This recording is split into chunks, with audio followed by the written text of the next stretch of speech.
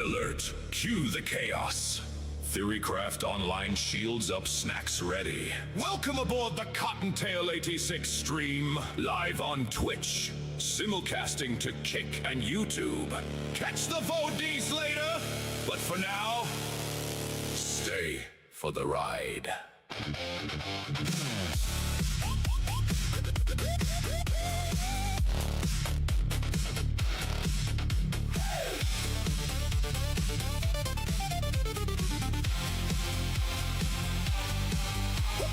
War trails burning through the midnight blue.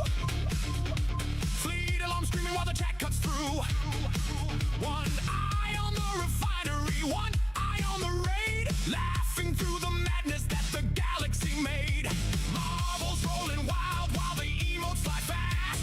Pokemon battles and the memes never last. Vulcan with the logic, Klingon with the fire. Cotton's on the bridge and we're climbing higher. Loot drops glittering in the neon haze. Every new surprise just lights up the page. Twitch in the front row, kicking the mix. YouTube holding the replay for the later fix. Whatever the game, we're ready to explore. From Starfield skies to the channel Discord. Roar, the cookies growing every night we collide. Cottontail 86 with the hyperspace ride. Countdown running, engines hum. Everybody in the chat says, here we come. Mic check, lights up, let the music roll. One more step and we launch full throttle. To boldly claw where the grinders won't go. Dark blue lights and the neon glow. Theory crowd loud while the warp core spin.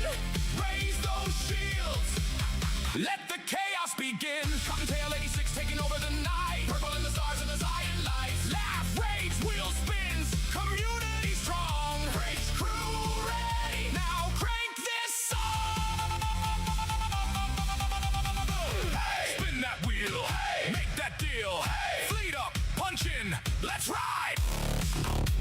Warp speed, no brakes. Quick play, high stakes. Rich crew standing side by side. Hey, clip that win. Hey, let the show begin. Hey, bring the hype from wall to wall.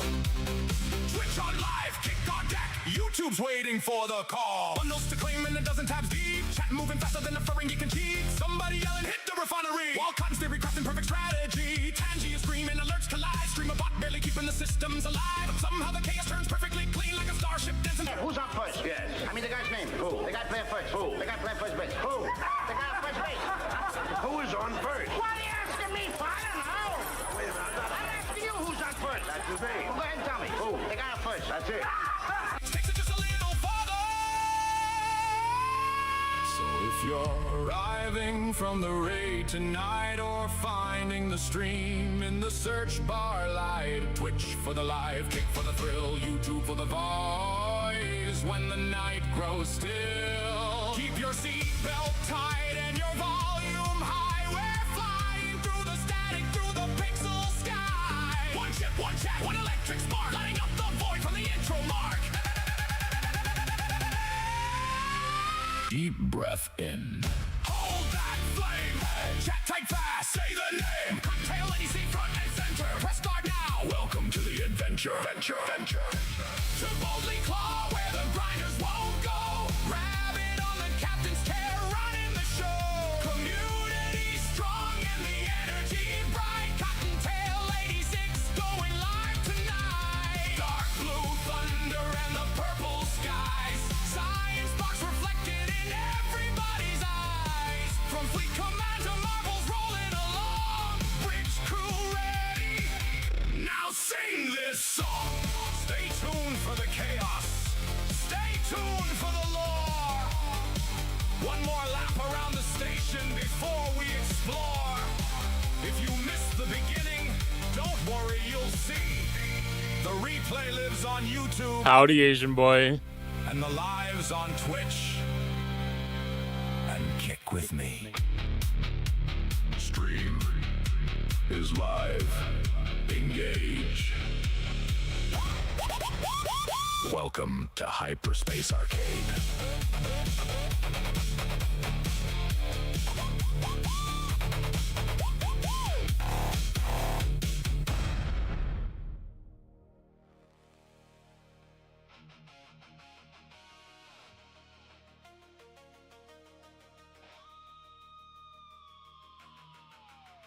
All set.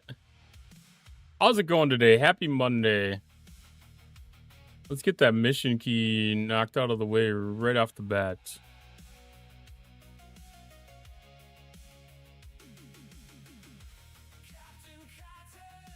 Not waste any time with that one.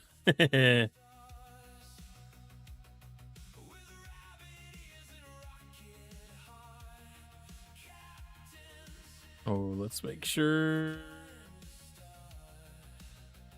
Yep, YouTube is up.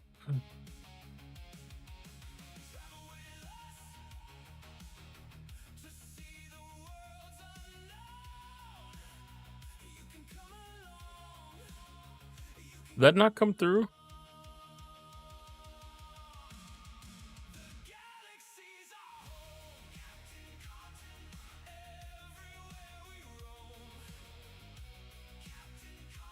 Did I collect it or did I not collect it? I must have collected it. It's such a habit. I must have clicked collect at the bottom or whatever. It's such an automatic thing. That's hilarious. I don't even remember actually collecting it. Oh, let's set out some geo attempts.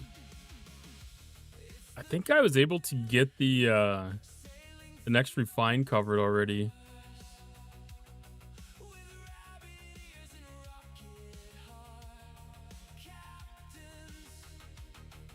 Is this?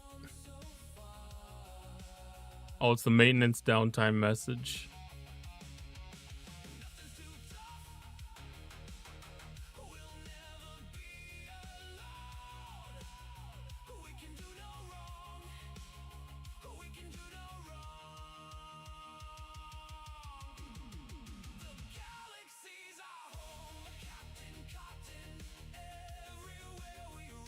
Okay, it's about the expected time.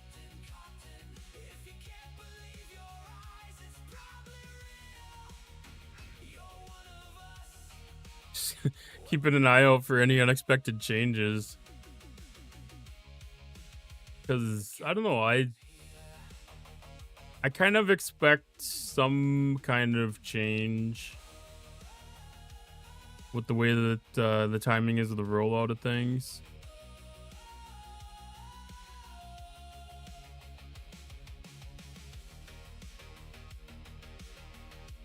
I feel like there's going to be some kind of adjustment to that. Maybe just because it's been talked about in the community a little bit.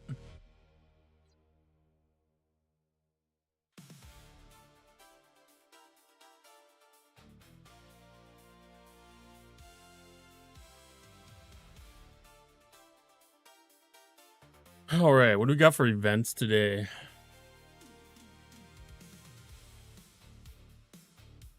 So Anomalous Scavengers continues. I did not finish that off yesterday. The Klingon Hunt the Romulans, I finished that yesterday. Hey, Asian boy. Welcome in, welcome in.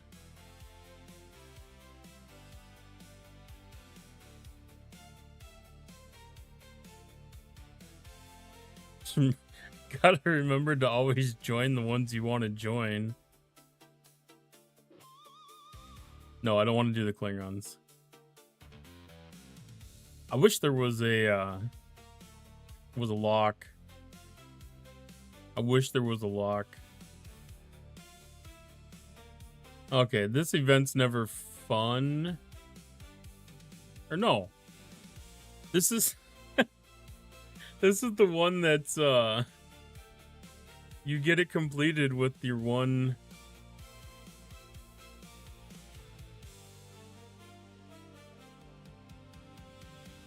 Does it have to be the Excelsior? No, this is gonna be one hostile and done. Because my level's 28,000 points and the top milestone's 12,000 points. It's such a weird event. Let's see. I think this is the one that I can make some movement on.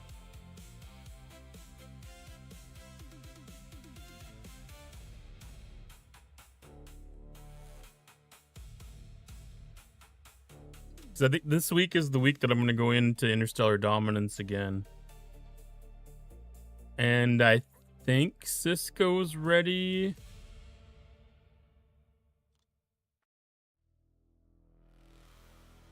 Cisco's not ready. Why did I think he was gonna be ready this week? Or am I just gonna have enough?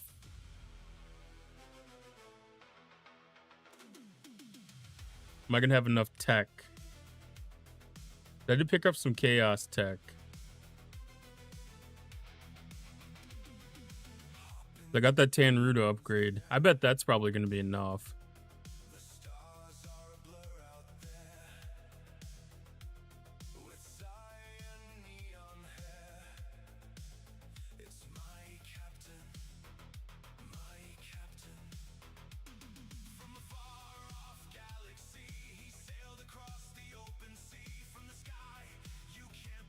And then I've got the prototype tech.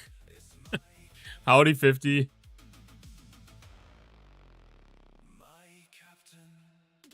How's it going tonight? Ooh, I also unlocked the Drota Sentient Vessel.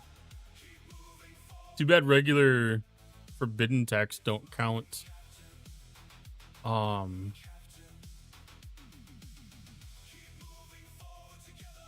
might have to get this ship back to base.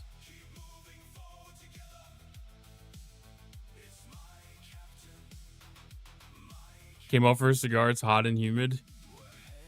We had some thunderstorms roll through. It's actually been nice here over the last week. I didn't step outside today, but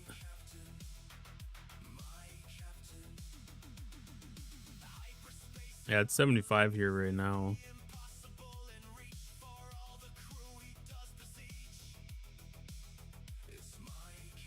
Hey, Ryan. Parents said you weren't allowed to have cigars.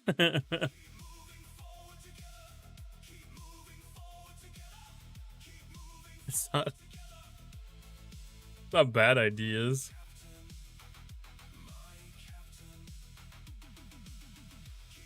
Especially if you go for like the real Cubans or whatever.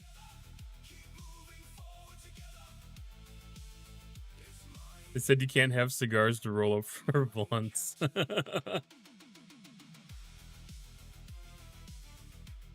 Yeah, that's definitely a different use of things. Let's see. I want to upgrade the sphere stuff first. And then if that harvester has anything left.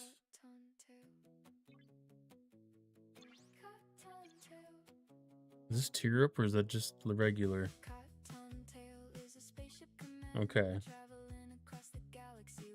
That was tier up. I was gonna cry if that was just one level. Did you happen to read the update yet? I haven't read the update, but I've caught it a little bit on Fisty and Jason streams. I got the gist of it, but I didn't get into the details. I saw basically up like the blueprints up to like the level 40 or 50, probably 40. I didn't get to see any of the G6 or G7 things. I know that. Vengeance is going to be in that? Interesting.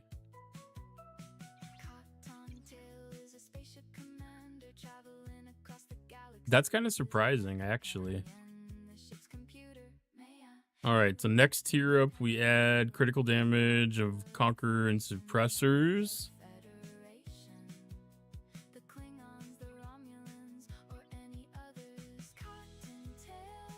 This is also at a tier up level. That makes a little bit of movement. I don't think that changed anything. Yeah, I would expect 70 plus. I'd actually almost suspect that they would bring that down to like 68 or whatever, like they did with the territory blueprints.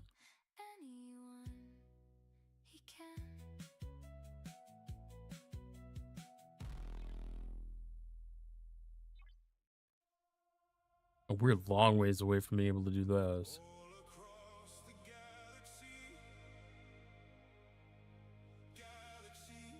And I don't have any other prototype ready.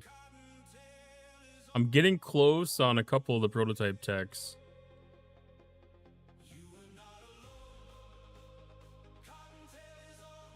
I got some forbidden tech that needs to go too. I'll have to find an event for that. Maybe something will pop next weekend or next month.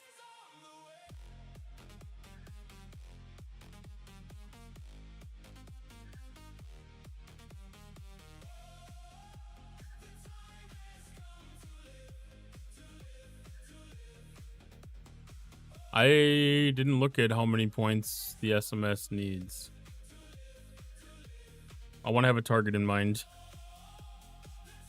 I don't need to overshoot that one if it's going to be anything that can overshoot. 2 million. Okay.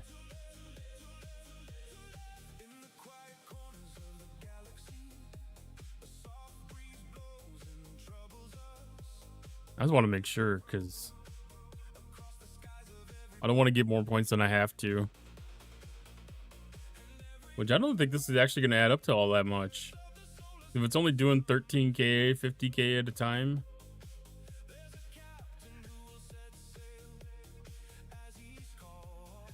It's going to take a lot longer to get to 2 mil than I need. Dad, I'm already out of the chaos tech reactors.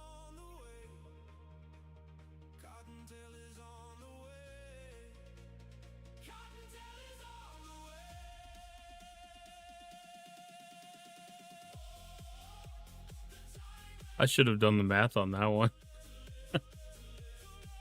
I should have done the math on that to make sure that that was going to be a reachable goal.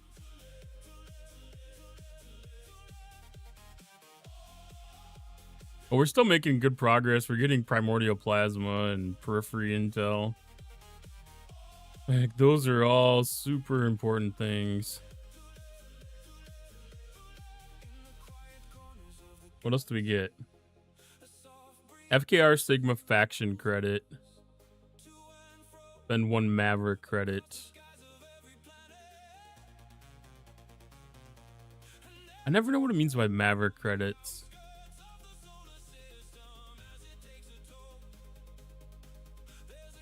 We have Chaos Matter, Rare Prototype, Epic Prototype, Rare Sphere Tech, Epic Sphere Tech. So we're maxed there. So we have FKR Sigma faction credits and Maverick credits. Which I should be good on Maverick credits right now. Look at all these redeems right now. Perfect.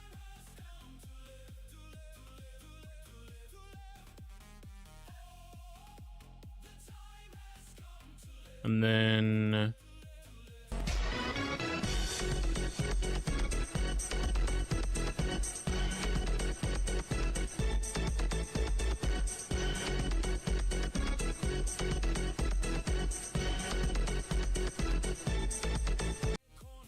howdy, Dragon Ghost Rider. How is it going tonight?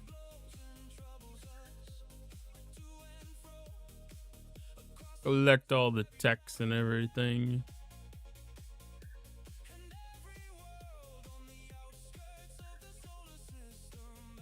Burn a shit ton of the Maverick credits just to get the extra points.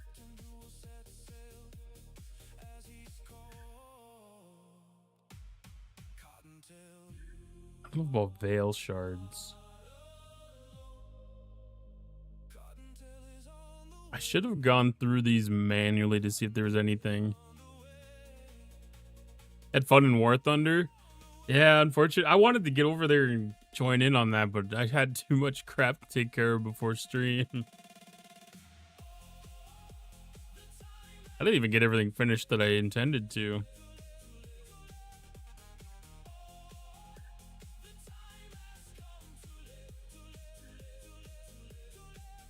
So that's 250k.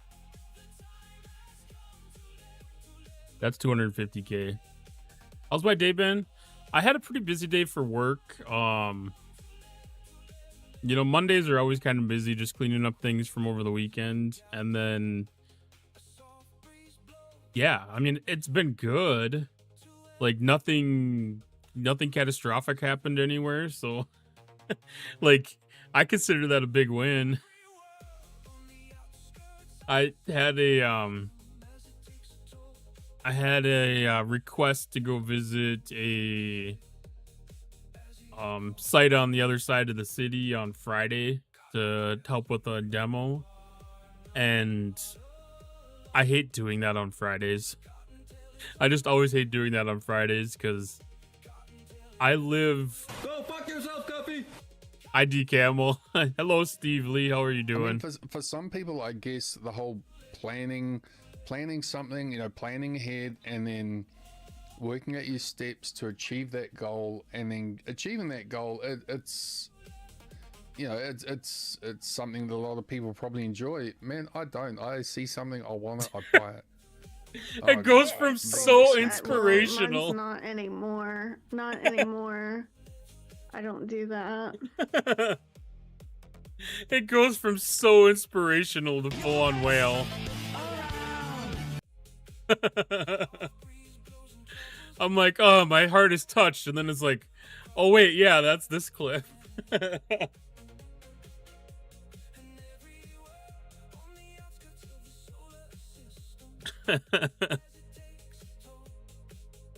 Oh, that's a beaut. I don't care. It's a beaut. Yeah, anyways. So like where I live from relative to where like this remote site is kind of towards like vacation territories. Like kind of getting out of the city a little bit.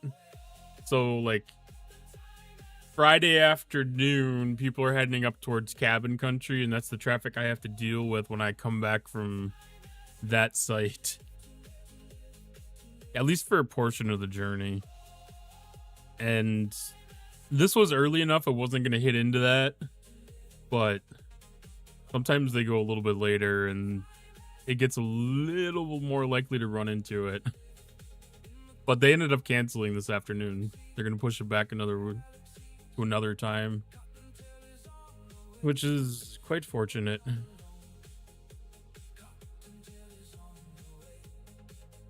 All right, so Sigma faction credits.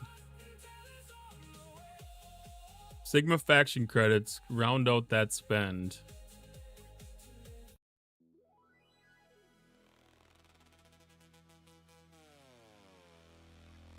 Let's see how many we got to spend.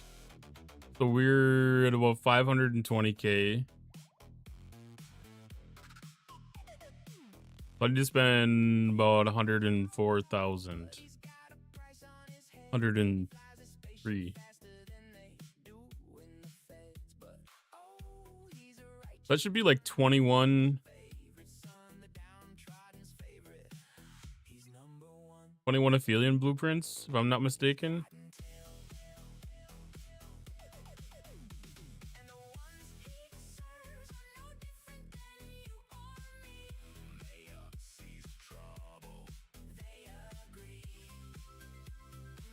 Yeah, that'd be 21.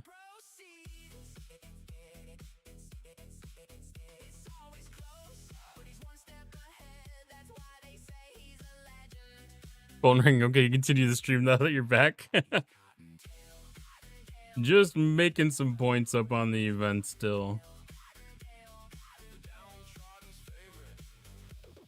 Get some speed ups and some Sigma and some dilithium and some gas. Let's see. I think that just needs one more. Got to get better at doing that because I can't even get the lowest amount.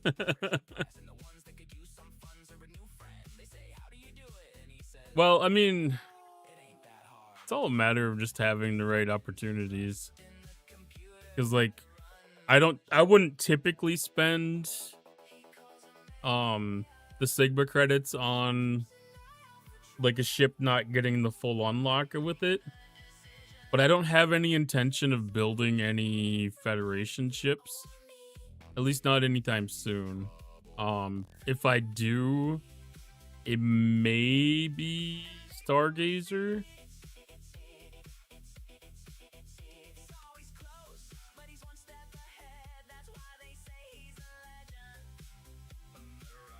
No, I won't even be the Stargazer because that's going to be Battleship. I'm not going to go Battleship into Battleship. So it'd probably be a matter of saving it for like Enterprise. The Maya is probably the only Federation ship that I would get.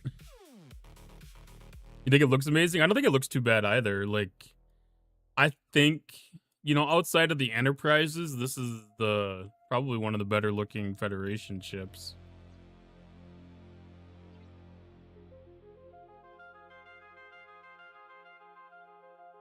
Come on.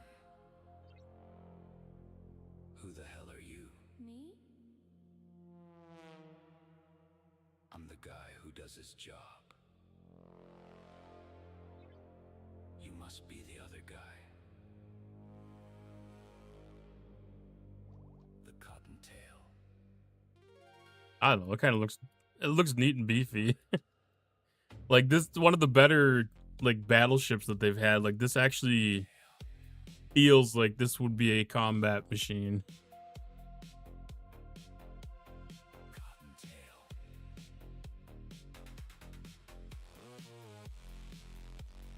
Because like any of the other Federation battleships, I guess that one actually does kind of have the right feel. But like the Newton, I don't get the vibe off of it.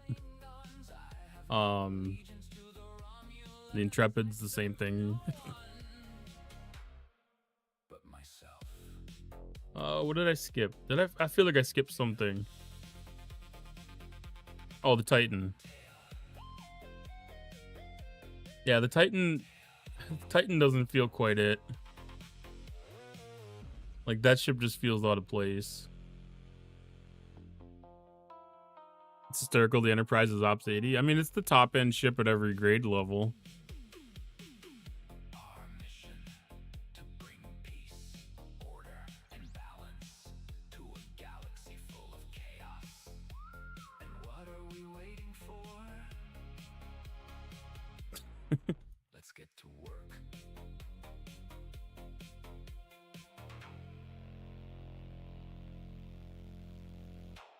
That looks...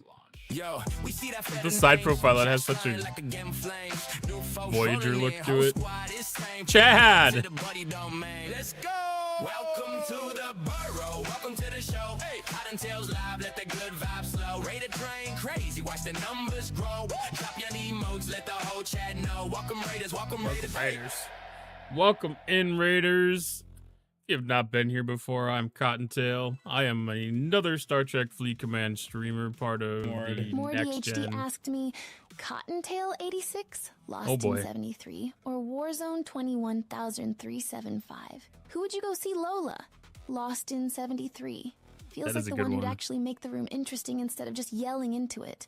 Cottontail 86 sounds slick. Warzone 21375 sounds like a headache. Lost in gets my attention first. In a Cottontail 86 stream, we cared That's about brutal. Dominatrix Lola fucking has no chill. I feel like I still got off kind of easy on that one. I feel like I still got off a little bit easy on that one. Hey, My Warzone. dear friend, I just need a barn. Pasta. Hello, Ellie. Let's see. Good evening, Hemjadar. Welcome on in as well. D Camel, thank you for giving that shout out. Hello, Ghost Pepper. How are you tonight? Green Tea, Jolon True. Bruh. Stalker. I didn't realize that was a clip that was playing, so I text to speech redeem did not go through. Yeah, that went a little 50-50-ish. The timing on that was Very similar.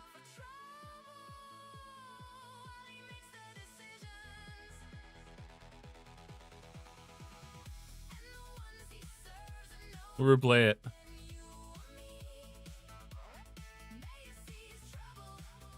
Maybe. It works on its own time.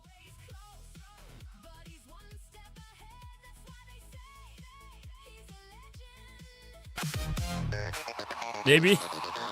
Maybe. It's cute now. Thank you for that 50, what was it, 55? 55 streak Misa.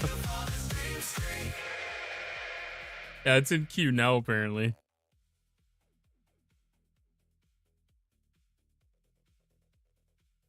I don't know what it's behind.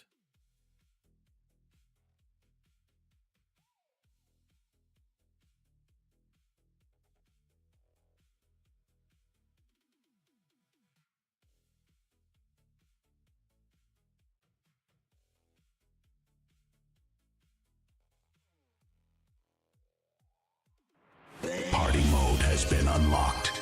Spam your memes for free. Phelan. Describe the next song in chat.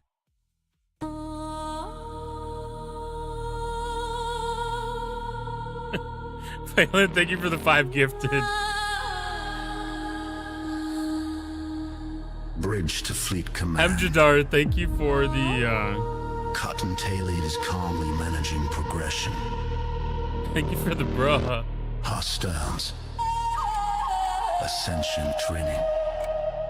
And the I got your thing.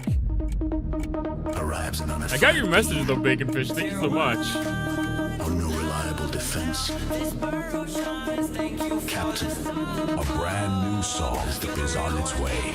Keep the train alive for 3 minutes to unlock it. Alright, so we have the hype train going on. Is that what happens when we go into a hype train? I turn blue? 525 is No, I never leading really this realized hype that train. the stars that it has, like it's going to warp or whatever.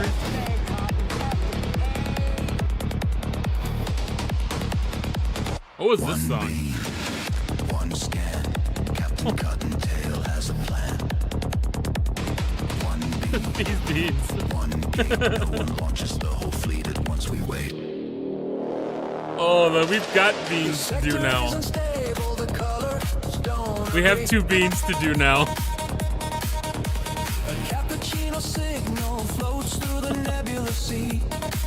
I dropped the bean. I dropped the bean. Your brand new track is ready. You know what to do. Level up the train to unlock These it. good ones. They're promising colors. Scan it first and open the gate. One bean at a time. They're promising colors. Supposed to flick it, not drop it.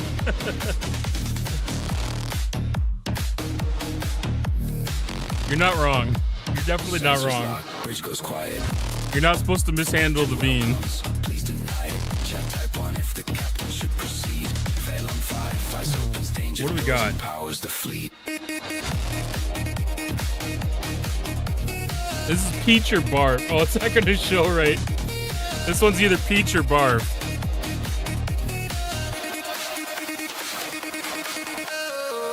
Good It's flavor. peach. Diplomatic win. Bad flavor. Shields go in. One small marble. I'm not a massive fan of stakes. Captain chooses. But it's a hell of a lot better than Nobody what- breaks. It's a hell of a lot better than what barf would be. 2 minutes. Turns in silence with a very steady eye. That is not courage, son. That is chaos in disguise. No, I would not rather have the barf vomit. I'm just saying that that's why my face may have not looked that great. Alright, this one's wet dog or top banana. I'm like 2 bananas in a row, so I'm kind of due right now. Open the gate. Cottontail 6, command the night. Chat on the bridge, keep the train alive.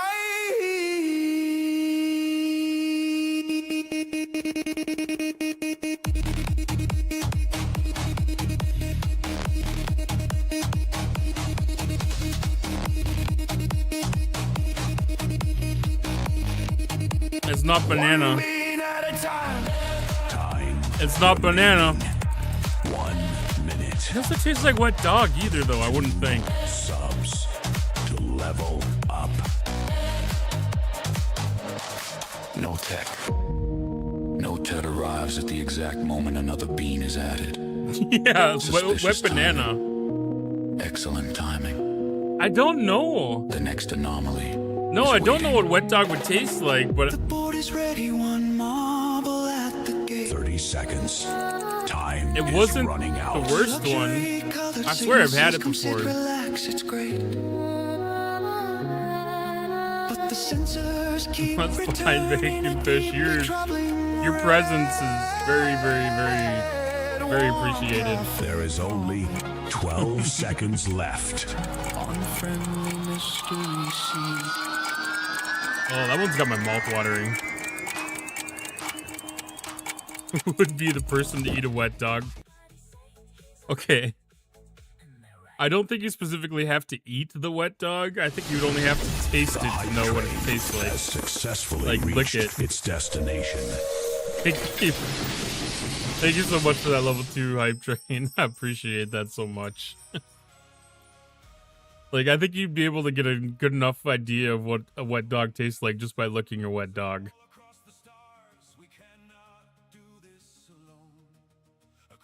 I don't think you'd have to go as far as actually eating one. Smell it, they're the same senses. Yeah, that's what I kind of was going off of. Like, I know when you have like a really strong odor, like sometimes you can even just taste it.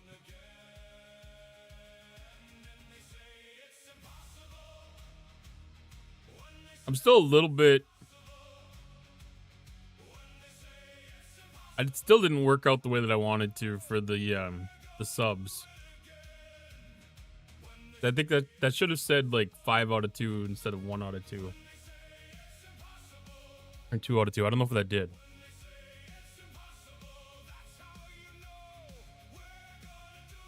That didn't seem right. I'll have to go back and look at that because I don't know.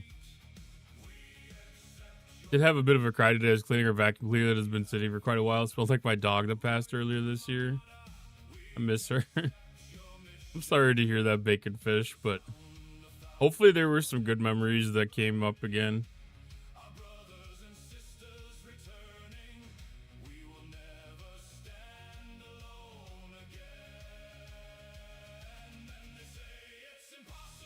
But it's always interesting, like the reminders that can happen.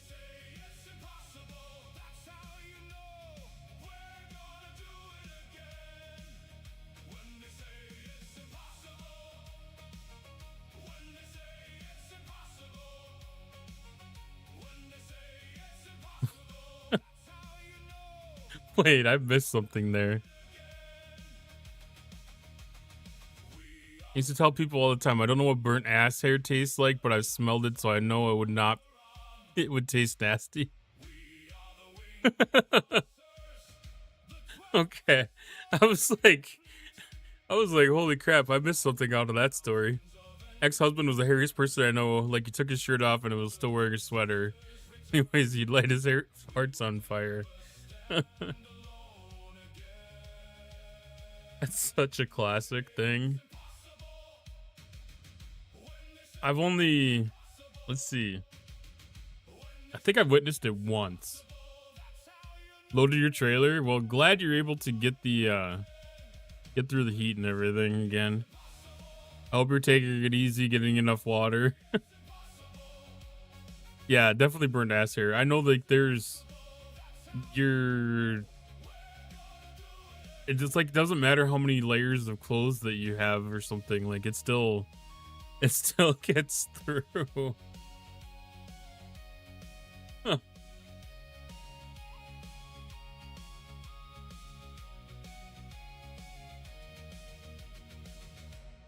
Blue Angels.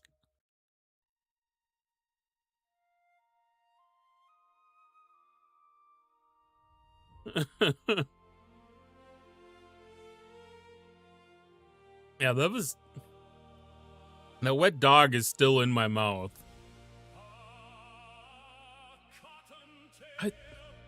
I could have sworn that I've had that one before, but that did not trigger a memory.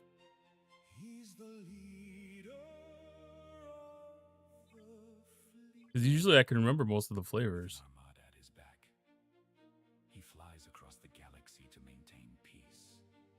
What am I going for? Excelsior.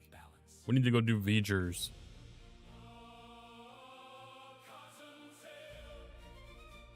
That's the strangest sentence to come back to chat with.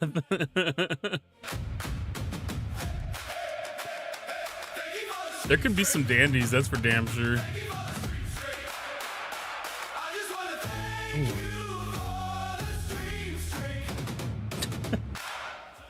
Thank you for the 40 stream streak, Warzone. You know, the other part of it's probably not that surprising, but I had a carrot before I started stream. So it's carrot mixed with wet dog. I just need a mine. Pasta.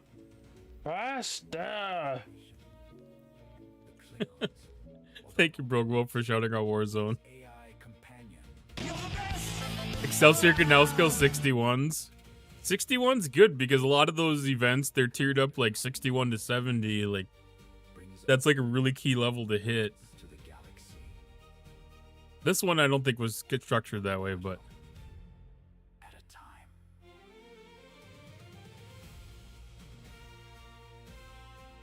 or was it structured that way?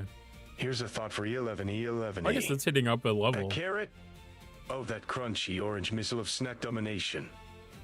Nature's way of saying, here's your power up. Now go crush those mining nodes and outsnack the broccoli brigade. It's the ultimate combo of sweet, spacey, and tactical like a nerdy ninja throwing down in the snack battle royale. Crunch on Cottontail 86. You know, I really did like to use the spicy ranch. Spicy ranch mixed with carrots was pretty damn good. But generally speaking, a carrot on its own is not spicy. I could never describe a carrot as spicy. I may be from Minnesota, but I have a little bit of spice tolerance.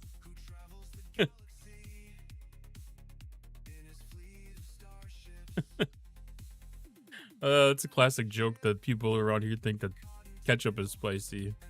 But there are people that literally have zero heat tolerance. I'm white, but I'm not that white. Exactly. I had ranch. I just had ranch with mine.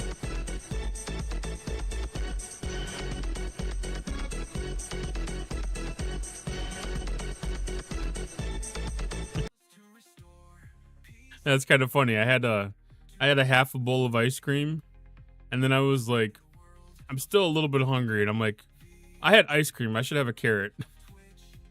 I was like, I gotta offset the ice cream a little bit.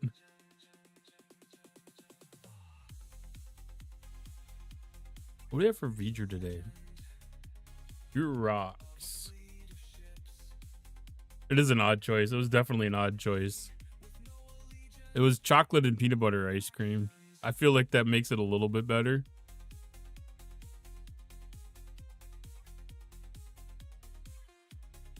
That's like a little sweet, savory mix kind of thing.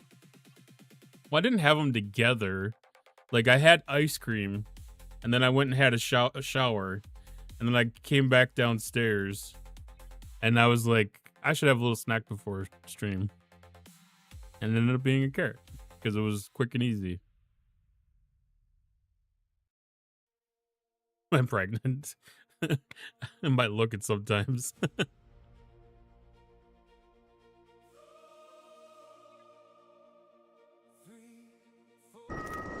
Jesus. I definitely would eat like it though. Like I have strange food combinations. I love mixing flavors.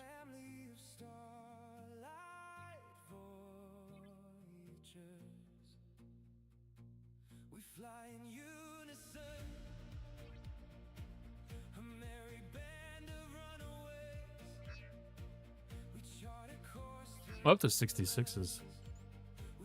Bacon bits and ice cream. See, I think that'd be really good, especially in like a cookie dough ice cream.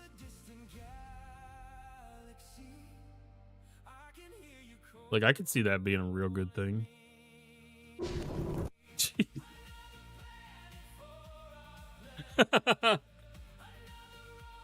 We got too many of those going out into the community, apparently.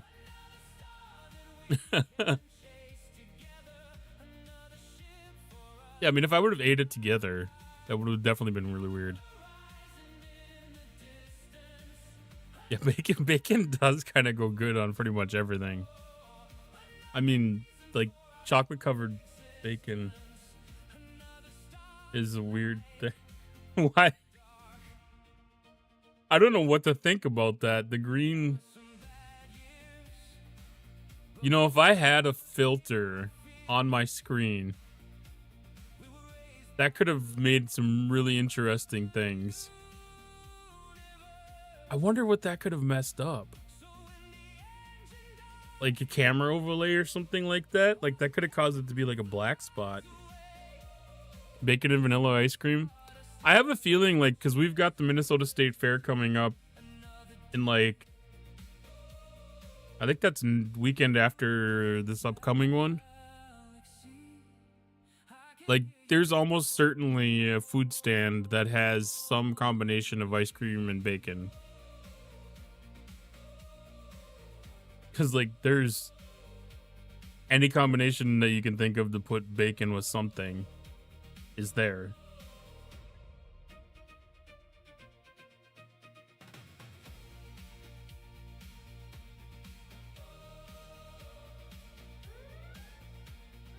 I did that way wrong. That survived. I'm impressed that that survived. I'm gonna have to send that back to base though.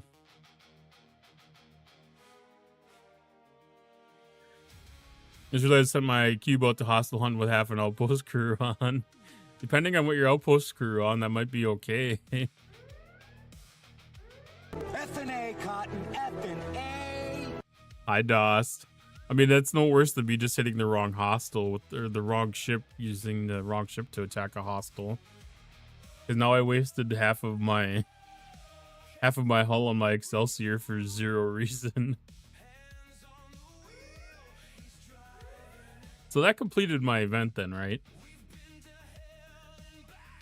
Because the way that the event read, it was 12,000 points that were needed.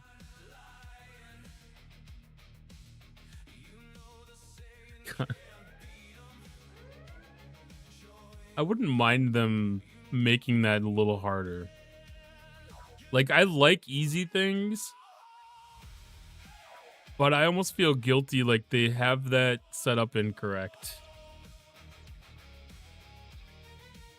Like, it almost feels like an exploit.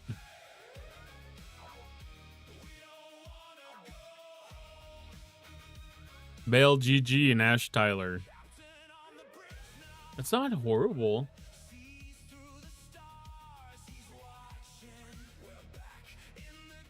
"50 got to bring up another level today." Heck yeah, she's a great officer.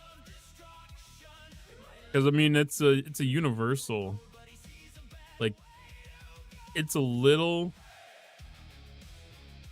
rough with some of the officers that have like those very specific abilities, like S&W Spock and Uhura and whoever the third one is. Ortega's. So like it adds so much utility and versatility to your loadout. But like, if you're gonna be doing like specific ship types, it's easy to crew for. But like if you're doing something like aggregation, where you've got each of the ship types in each system, then having that, you know, universal loadout is really nice. The crew managed to kill 32, and you can normally kill hundreds. I mean, that's not bad. That's really not bad. I mean, that just goes to show how much of the work the cube itself is doing.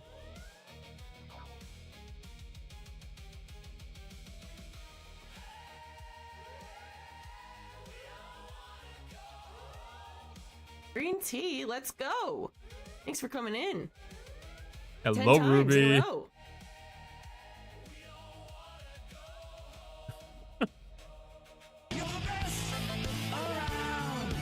You know, that only becomes sussy because it got clipped.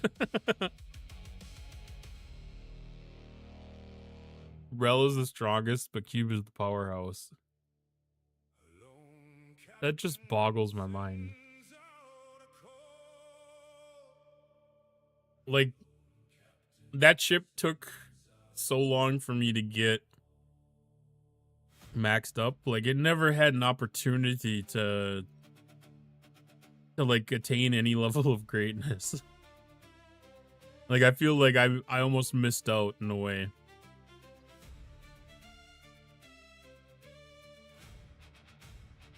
All your clips are sus. I mean, I feel that. I mean, most of mine are too. Most of mine are too.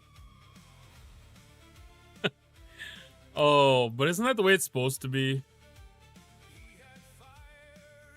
Like, I mean, there's like 3 different kinds of clips you get off of Twitch.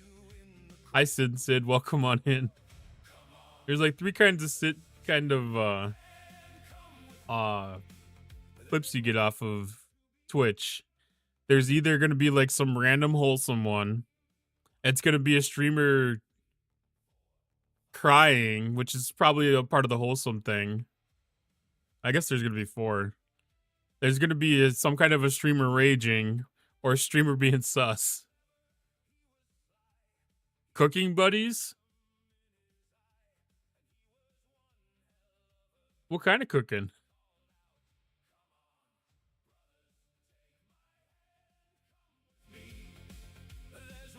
New Enterprise E was great for base cracking. Oh, on Microscape? Are you cooking next to me?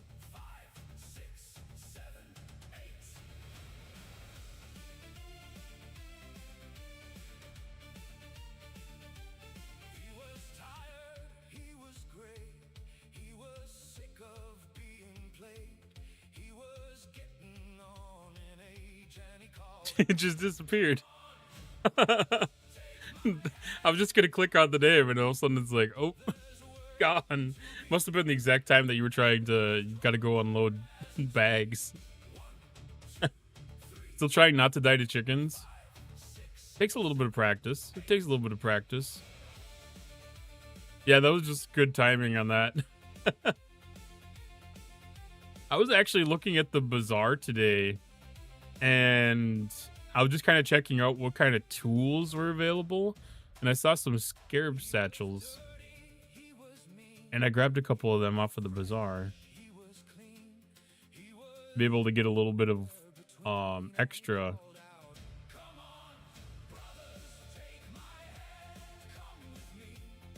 Scarab satchel? Must have been satchel, yeah. Like, they were reasonably priced. This is more than what they were. I want to say they were like 900 when I picked a couple of them up.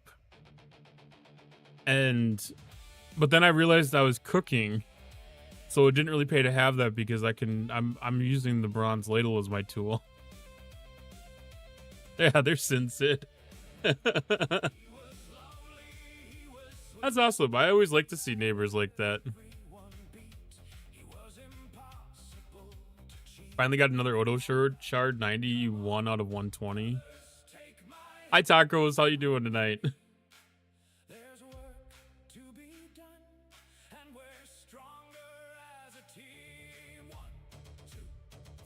Yeah, I've actually got a drop fest saved up. I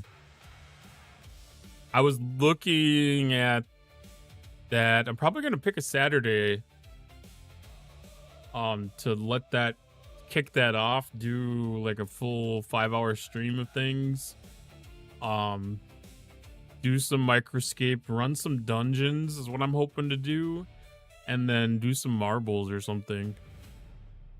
Maybe possibly try to get a couple other streamers in on some other games too. Maybe.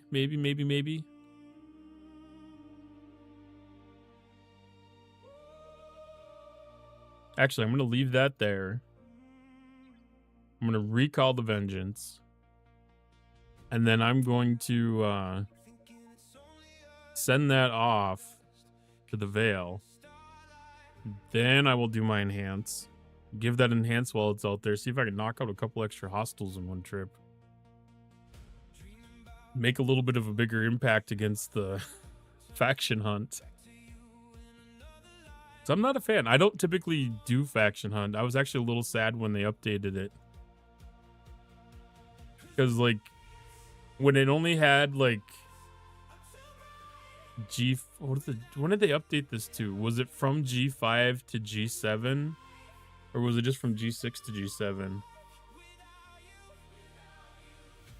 If you do get the Stargazer, make sure you do it on stream.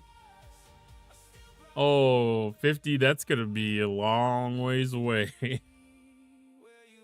Because that's a 70... What is that, 76?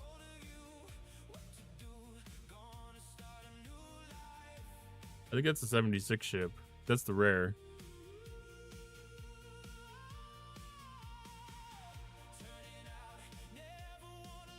Play the song Stargazer? We could definitely do that. If and when I get the ship. Stargazer is not something that's particularly on the map.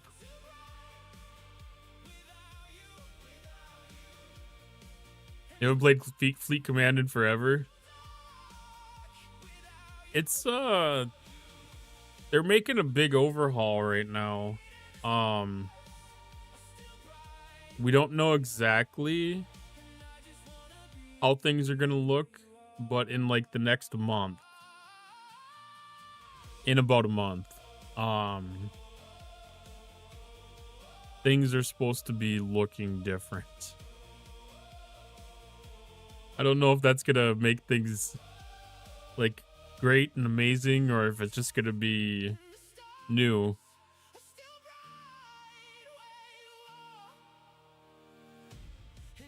They said this update 94 is supposed to be the one that really helps with gameplay. It's supposed to have a priority towards bugs. I haven't looked through the notes enough to really know.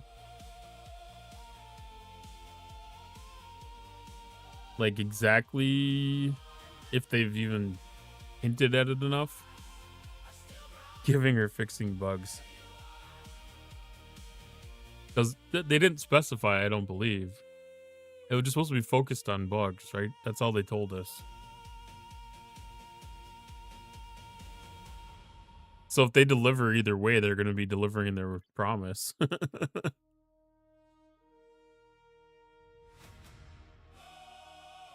can never tell with people someone actually found my mother-in-law attractive. So giving bugs, got it. I mean, there's always destined to be something. Especially if they're making a lot of big changes. I mean, if they're fixed in like the fixes that they did for Alliance tournaments here last week is an indication of like their speed and ability to triage problems. Like that may be a good sign that they have an improvement to things coming. All you care about is the lag. I mean, the lag is definitely number one thing.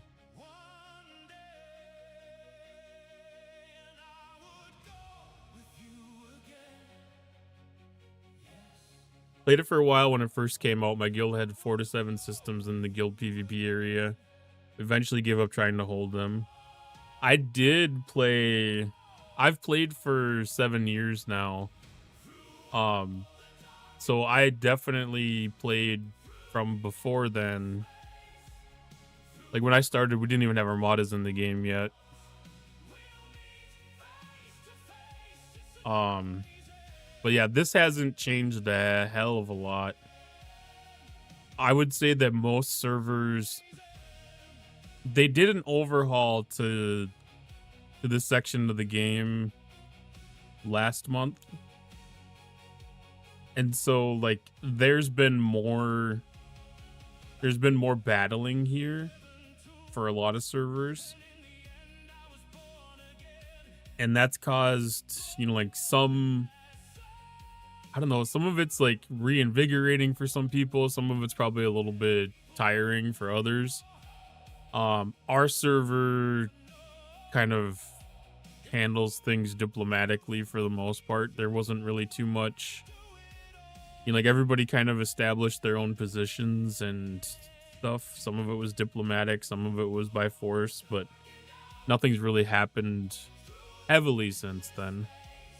But you know, like that varies server by server.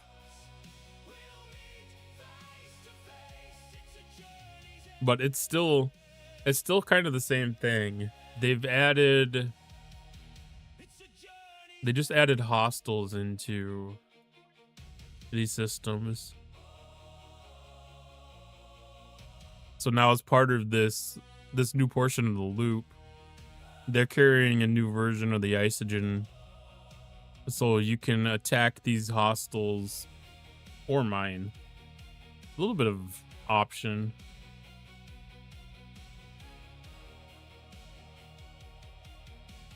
Wow, I forget so much how much some of these systems look like a giant butthole.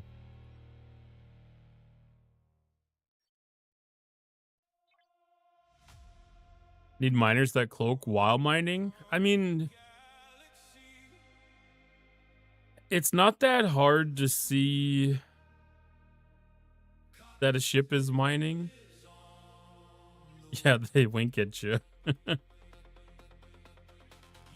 Like, it's not that hard to see that a ship is mining because you can see the node depleting.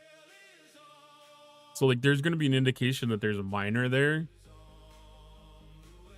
It would maybe save a little bit on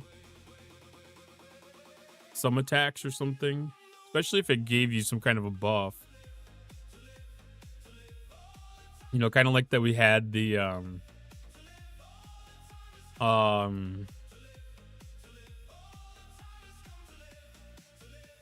whatever the defensive ability of the defensive ability on the mining ships, whatever that was called. I don't even remember anymore. I've never activated any of that, but I've never unlocked it. I've never activated any of it. Is it just defensive mining?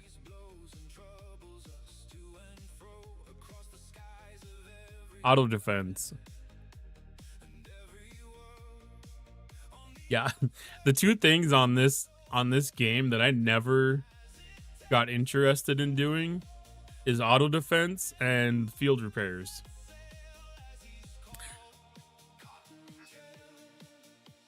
I just never made an effort to unlocking either one of them. And I think it was mainly because like the field repairs weren't available on ships that were relevant to me.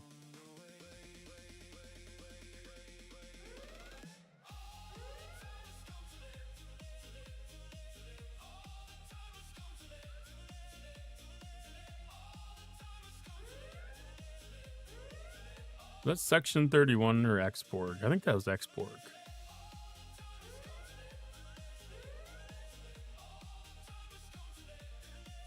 Or was it section 31? Section 31. You know, like I moved past all those ships by the time I could have had it unlocked.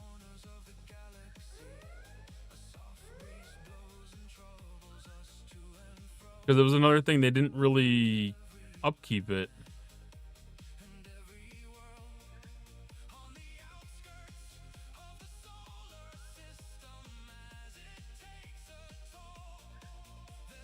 Because they didn't apply this to the G6 epics.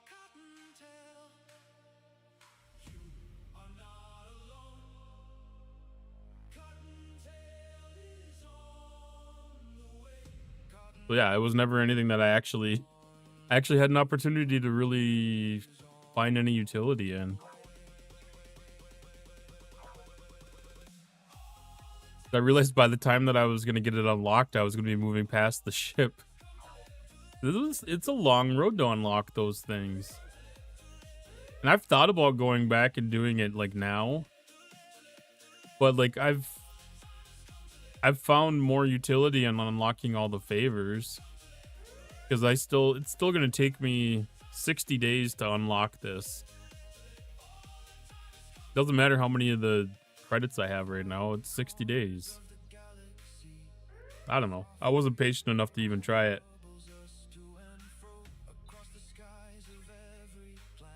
It would have been nice. I would have loved to have had it.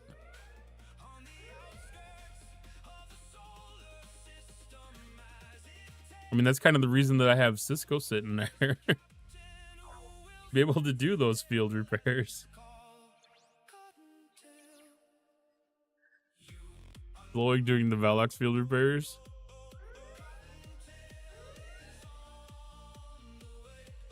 Just getting it unlocked.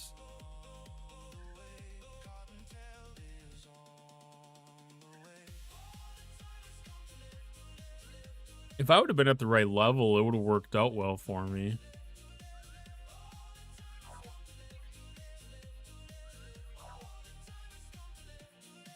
But it's always kind of the same thing with the armory too.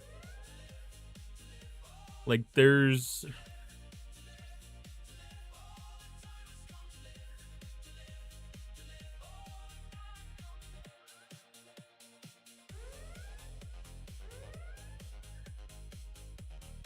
yeah, I don't think I've ever really used the active ship abilities that you unlock here. Like the Vorcha, maybe a little bit.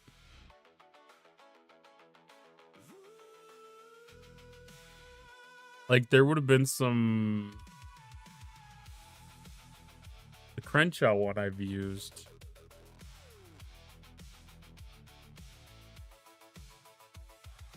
But like the Vorcha, I would have used a little bit for like bigger armadas. Like if I thought that I was going to need to have a little bit of help.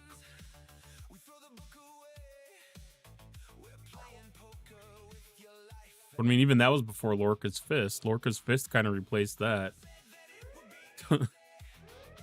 So, like Lorca's Fist kind of replaced the active ship abilities. And then Cisco's whatever ability this is called, that kind of replaced the field repairs. Like, yeah, the timeouts are better on the other stuff, but...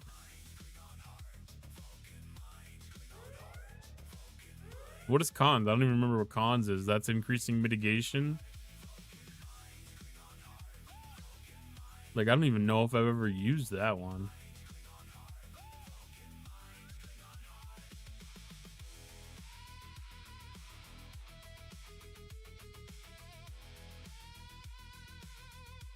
Increases critical damage against players. Oh. Damn. PvP. I've still got the bias against anything that's PvP in this game.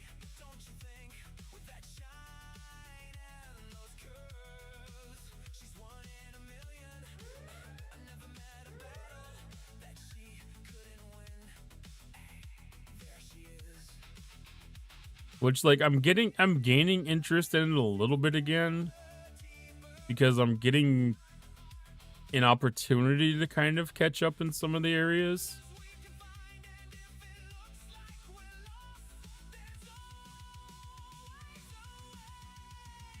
At least closing the gap a little bit.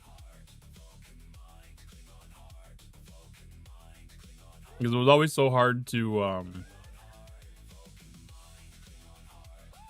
keep up with it without being heavy on spend.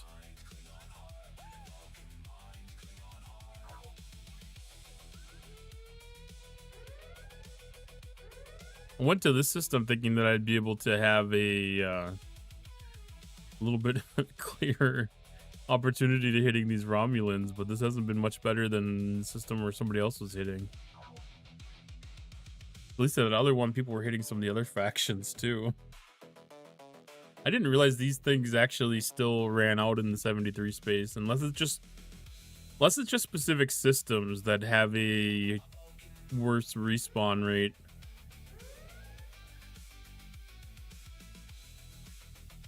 I know I had a system for 72s that was like really hit or miss with the Romulan staying up.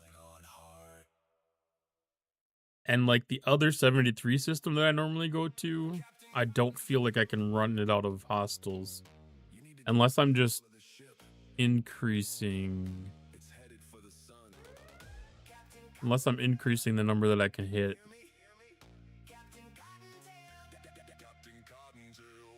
So that might be possible.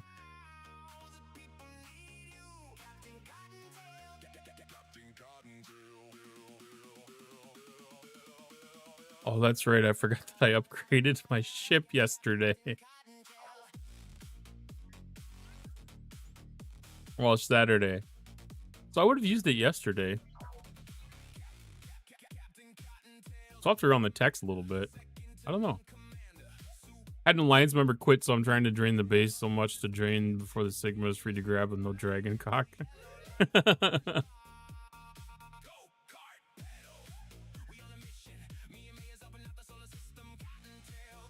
That sucks. That sucks. Like, I feel like it's at the point where, like, I would hope that people, well, I mean, it depends what they quit for. But, like, I would hope that people are seeing positive movement on things and would be willing to give it, like, the next 30 days to kind of see it.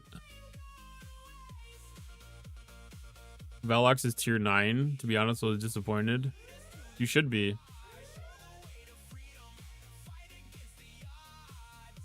Because, like, a lot of those ships don't get good until they're, like, 12 or 13.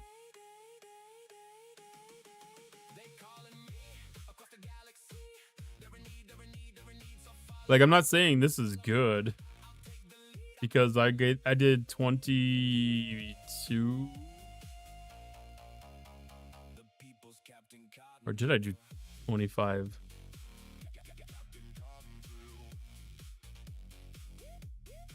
No way.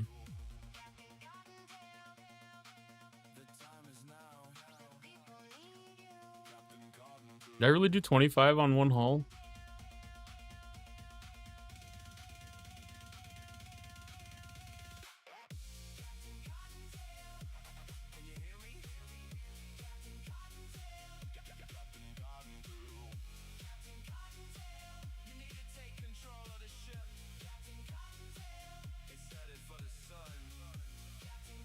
I count 22.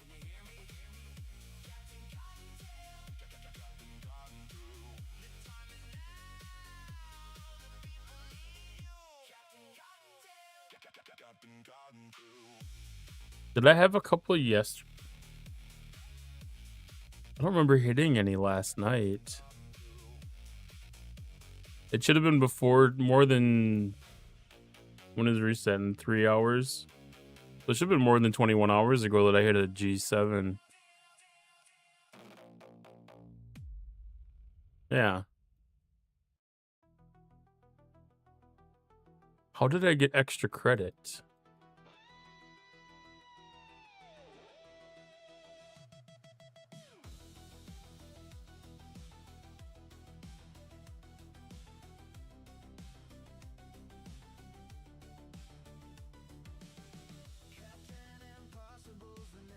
Because I should only be getting two points per hostile.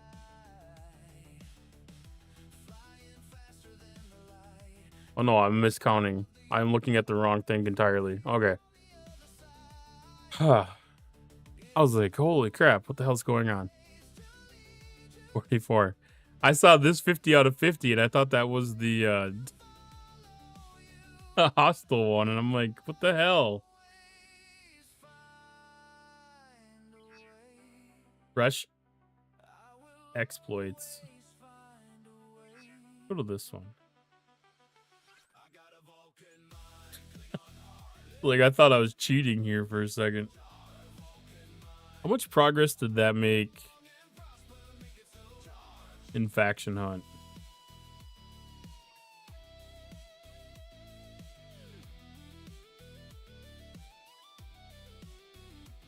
Oh, that's not even halfways yet. I hate Faction Hunt. I hate Faction Hunt.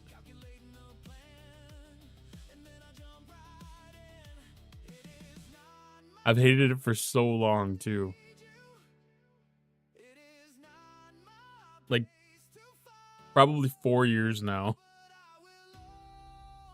Like, it wasn't bad when like I was saying before, like when the rewards were outdated. Like, that was great because then I could just skip the event. I didn't have any reason to do it. Now it's got G7 and I'm like, ugh.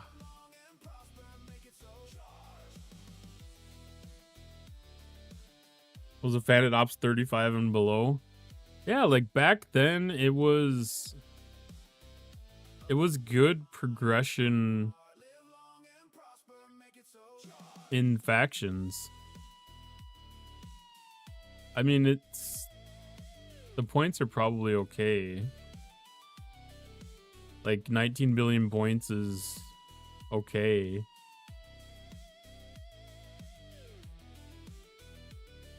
I think at 72, I'd rather see a 0 behind that.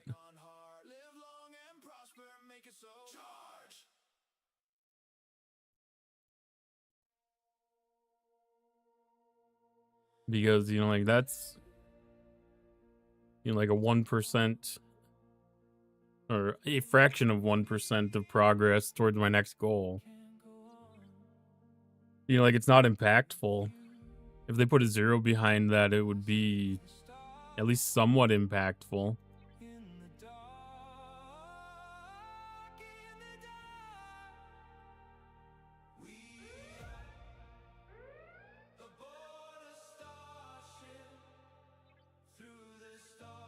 I mean, that was always the biggest thing, is like you had a big I guess faction credits was the big point, wasn't it? It wasn't the reputation.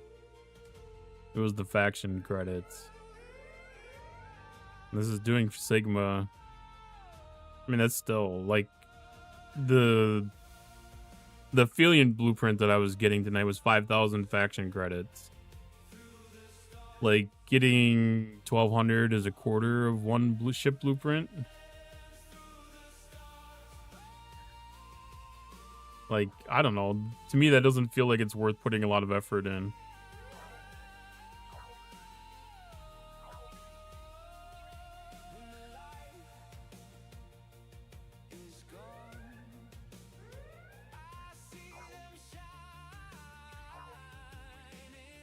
I like doing things for meaningful progression. You know, like if I did a weekend of faction hunts, you know, like the full 3 events, and I was able to get 10 blueprints of whatever ship at my level, like I think that's a worthwhile thing to have an event like that based on.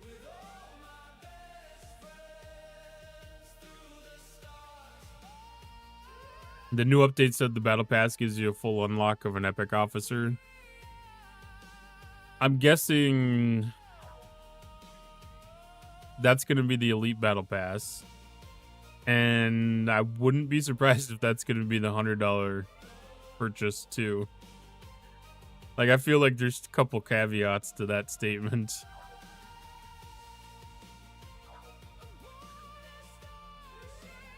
I don't know.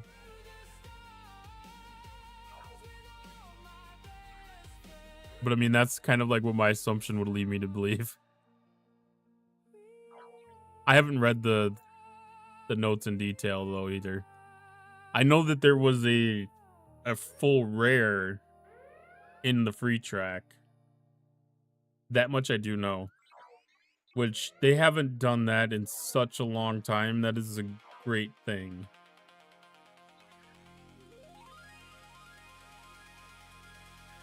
Oh, that was also the thing where it wasn't the choice of the officer. They gave you an officer for your level. Wasn't it? That was the one. So like G6 got Walk Carroll and then G7 got Winadami.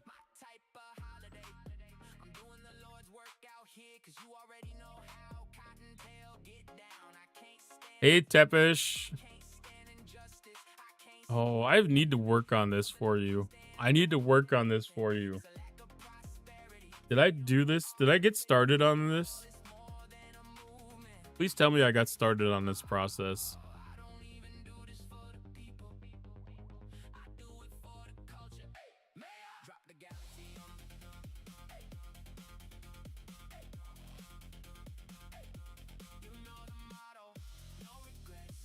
I did not get started on this process.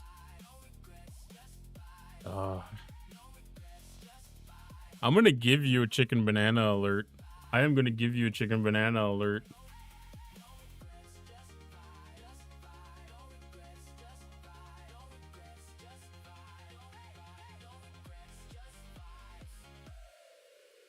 It's probably gonna give me a copyright notification on YouTube. Chicken banana. Chicken banana. Chicken banana. Banana. Banana. I think the thing is I needed to find something that was a little bit shorter for what I wanted, for what I was looking for. Like I wanted something just a little bit shorter.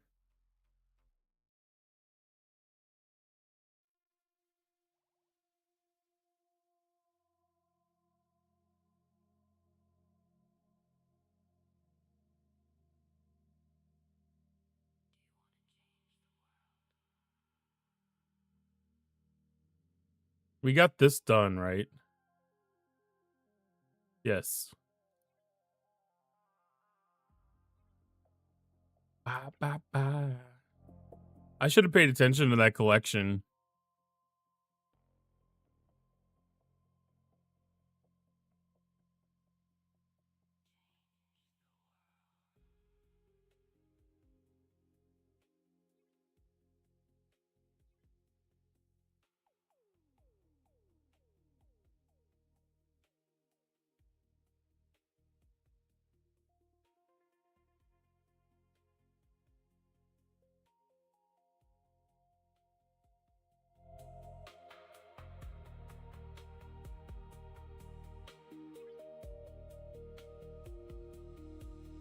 $415.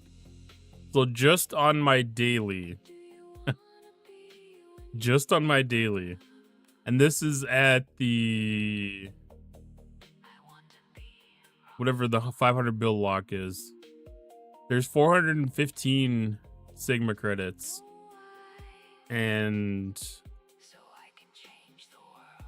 69 billion rep.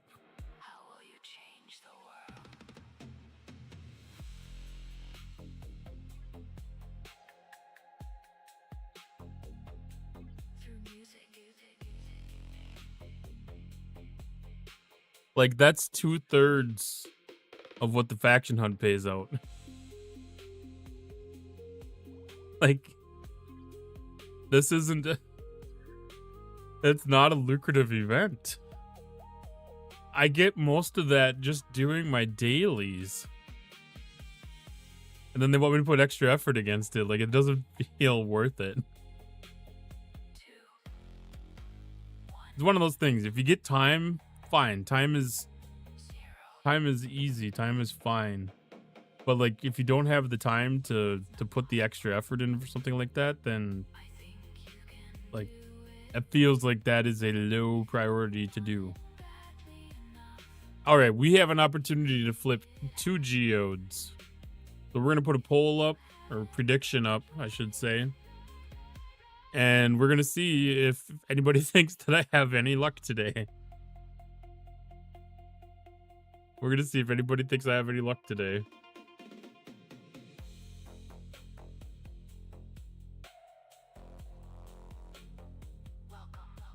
I have to remember to go back and check the VOD too, because I put an alert on the goal overlay that if I hit that, I should have played a sound, and I didn't hear the sound.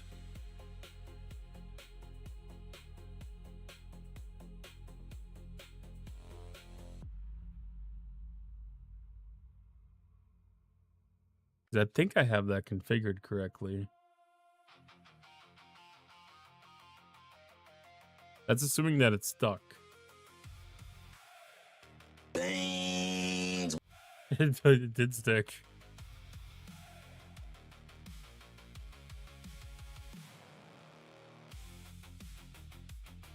I don't remember hearing that, but there was a lot going on at the moment that I would have hit the goal.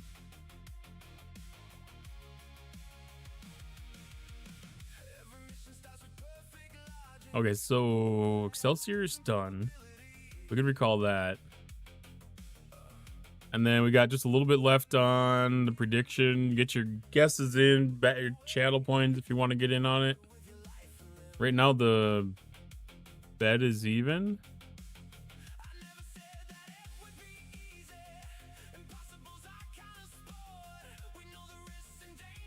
It's definitely not even. It's showing even on my little overlay thing, though.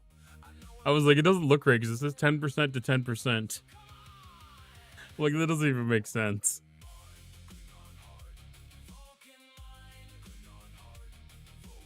Because it says both things are yes. That's so weird. All right, prediction is locked.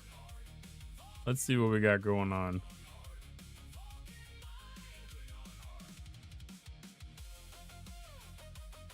I feel good about this one because it's already kind of got that look to it. It didn't. It didn't. Damn it. That means the other one will. Assuredly it will.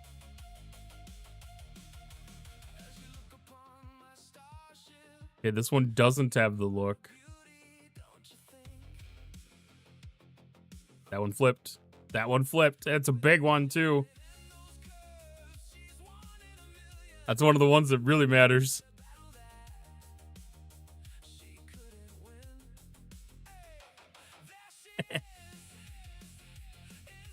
We got a geode.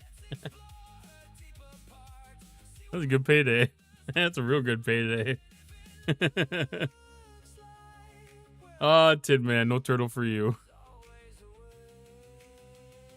Hey, Lord Scarin', how you doing? This the daily login seems to trigger around 7 p.m. Central.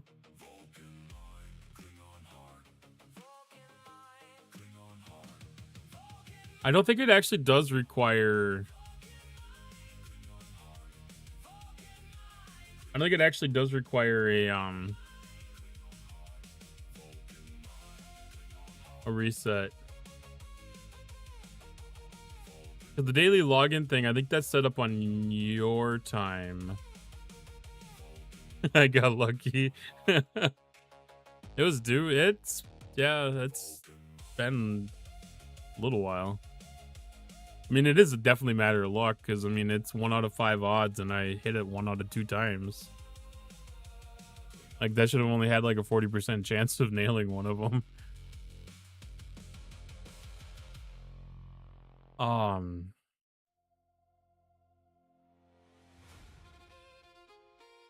Did they have it set up so this one actually showed the reset time?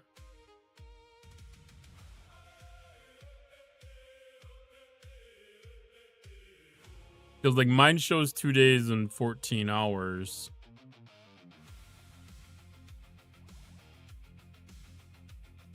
So like I get mine around morning reset.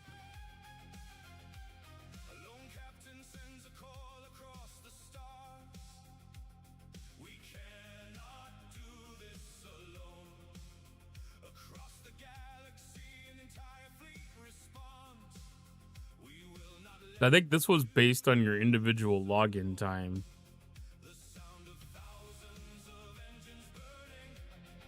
Or was that the Macula's Crucible one?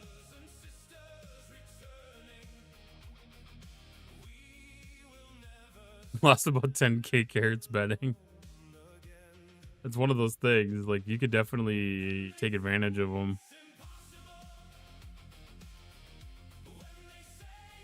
The Crucible was based on when you first opened it. So they put that time on the patch notes then. Like one of the patch notes that they released has that time listed in it. 93.1, or was it 93? Probably 93.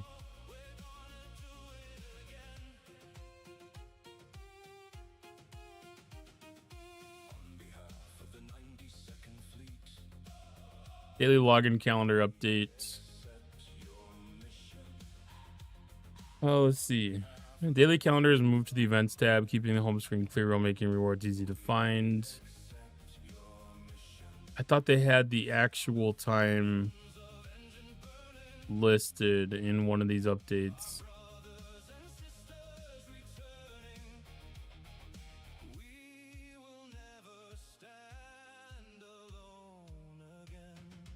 That feels more recent.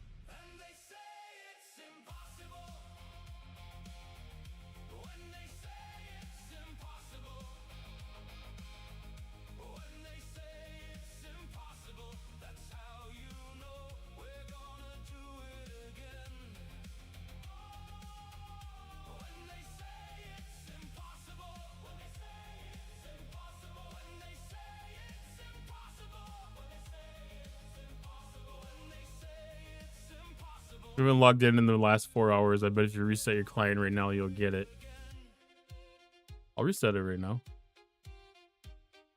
Because, yeah, I logged in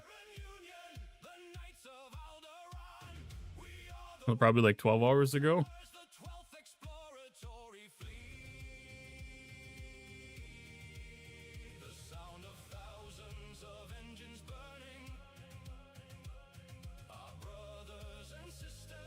I flipped over to my other game.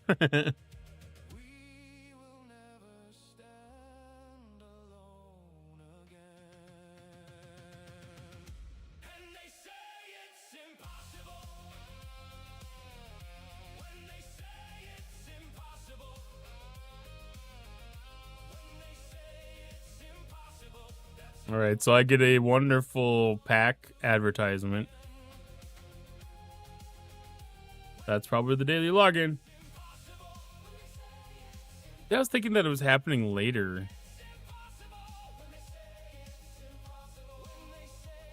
Yeah, these rewards are good.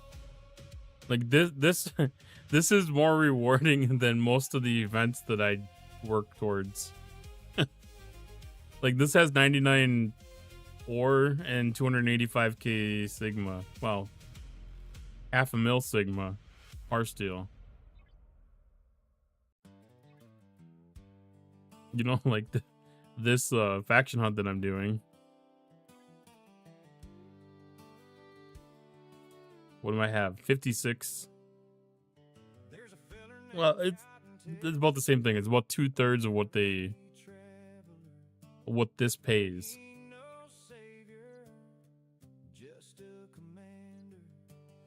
You know, like it's for not doing anything.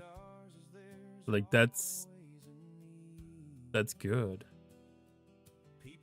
But I thought that they had an actual time, and I think it was around 7 Central.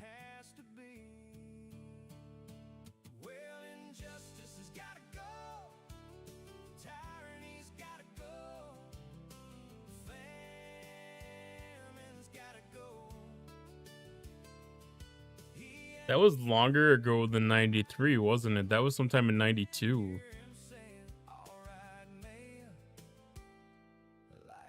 That they had sent an update about the login time.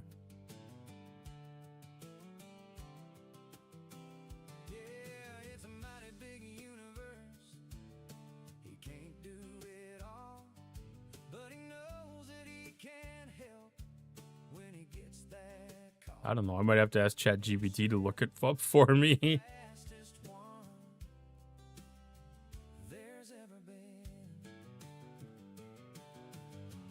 I know it was in one of the freaking announcements or something.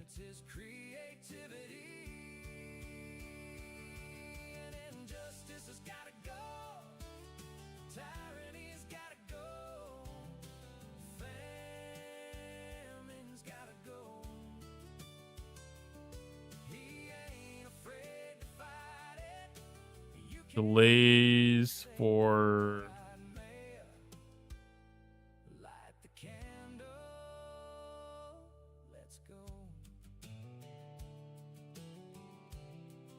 that's when they delayed the Raw Reaver. All right. The reset time for the 7-day login streak has been updated from 1700 UTC to 4 o'clock UTC. That's the one that I was thinking of.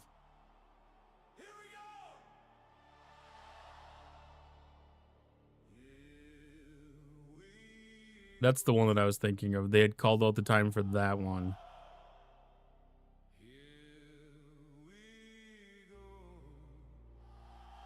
The 7-day login streak.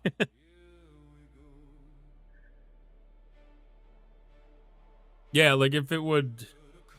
See, I feel like I've had random things trigger it.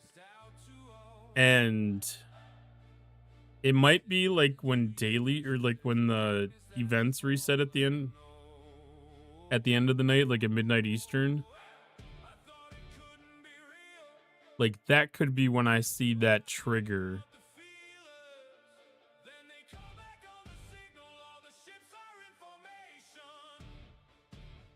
Well, as long as we are in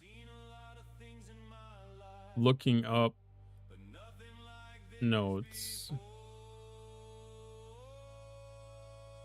So just take a quick peek at the 94 updates. I'm not going to dive into these too deep.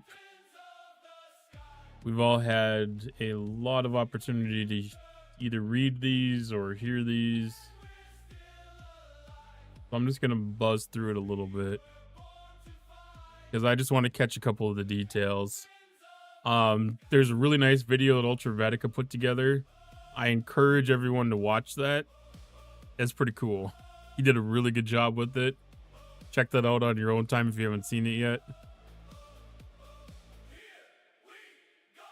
So yeah, they're giving us artifact choice tokens for the free and elite battle pass. And then they have 6 new artifacts that those are going to be used for. Don't know how much you get, don't know how much it's going to cost, blah blah blah. My assumption is you'll probably be able to unlock either a couple of the rares or one epic, if I had to guess, or maybe one rare and one epic if you get the paid battle pass. If you get the free, I'm willing to bet that it maybe only be able to unlock one rare. That's my guess. I hope that they give that much opportunity. It doesn't specify anything here. It goes through the different artifacts, outpost,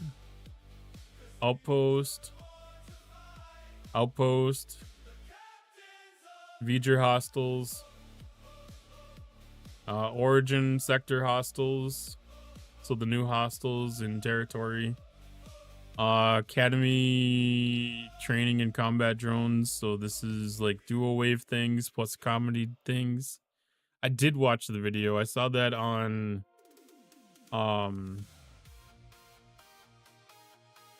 VNex and Iron Fister streams. It's a good watch. I liked it. There's more details about some of the stuff, I think, maybe. I didn't get to pay attention to it, but I saw it. Yeah, they've done a really good job giving everybody an opportunity to do a video. Like, I think at this point, we've seen videos from Ultra, Dr. Iron Chef, Lube, Tibbs. I don't know if they've all been ARC, like the ARC preview stuff, but different videos for ARC information, like different information videos that they've had posted. Am I forgetting somebody? I feel like I'm forgetting somebody.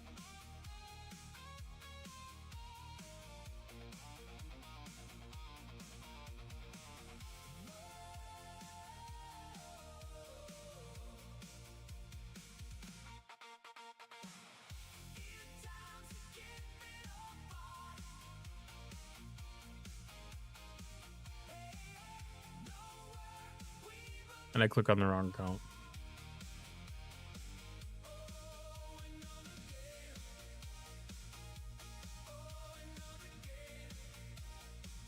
How the hell do you even get to that normally?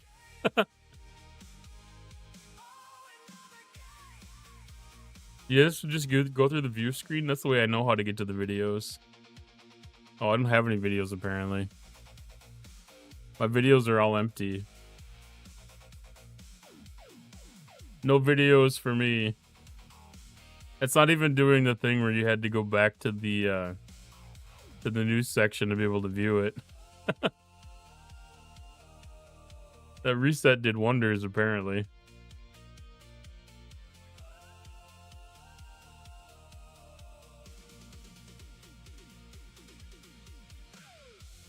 Okay, my 719 account. Yeah, they have... Oh, Cronox and Dr. Iron Chef did one together about the statistics page. Tibbs did one about the battle log. That's what it was.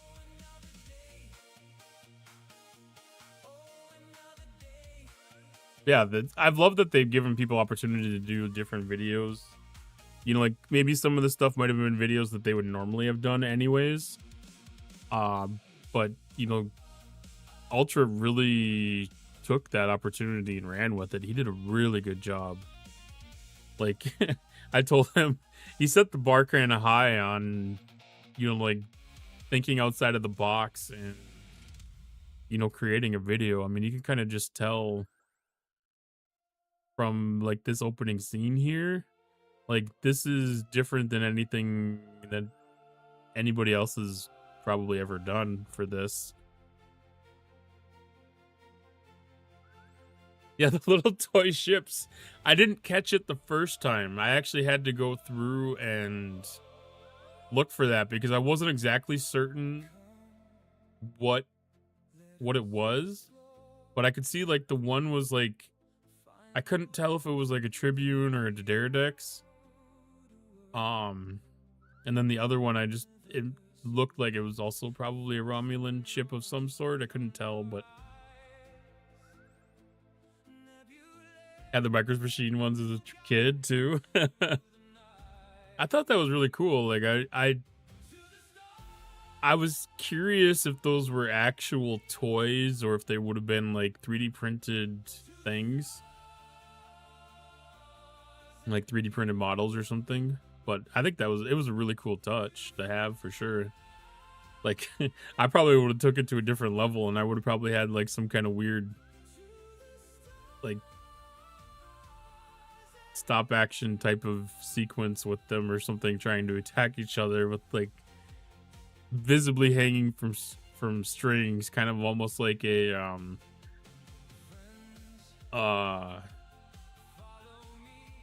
crap, it's on the tip of my tongue, but like, I don't know, whatever the action marionette movie things are. I can't even think of what that's called. Exclamation point join to get in on the dungeon.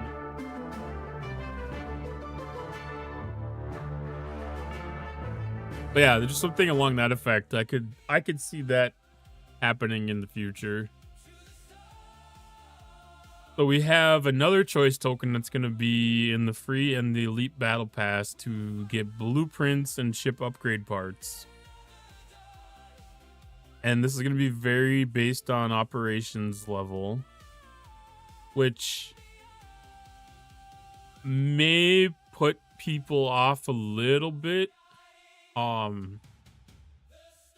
If they're above the ops level that some of these ships are at, it gets really tricky because the progression through early G3 can move so fast that you could be past the point that these ships are available through that token and you still need them.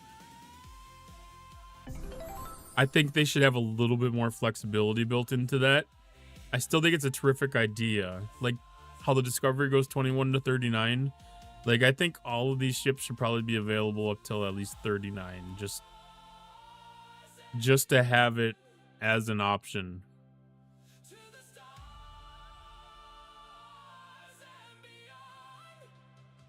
And then it's kind of like the Borg cube too. Like that's only between ops 28 and 34. Like people can be past 34 and, you know, need a Borg cube. Be past 34, need a Serene Squall. I just feel really lucky that I have not upgraded my lower ops account to 35 yet. It's still at 34. I still need a Borg cube, but I'm going to be able to get that through the Ascension tree, so I'm probably not going to touch it in this event. I've already got the Voyager. I got that through the Ferengi store, but I do need that Squall. So that Squall is going to be useful to me. I also need the Reliant. And the Reliant's been the biggest pain in the ass to be able to get any traction on. Like, this is going to be my #1 target.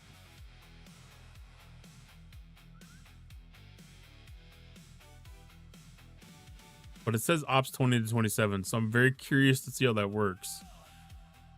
Because if I don't have that as an ops 34, and that's only available to people that are ops 26 and 27, like, that needs to be changed. You're told that the ones 30 above, that say plus above the ops level. Okay. That's not very clearly communicated in here then.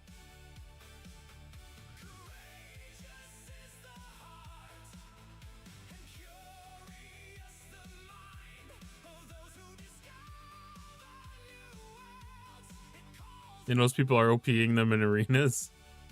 Yeah, I've definitely heard that some of that stuff can be moved way too far. Okay, I mean, it would make sense that the Reliant is available to anybody. Because, like, that seems like a ship that needs to be able to have that attention. Even the Cube. Like, the Cube is, you know, an Ops 28 through 70 ship. Okay, so that makes me feel a little bit better. Because I thought that was going to be, like, huge oversight. Like, when I saw that the grouping was set up like that, I was like, oof.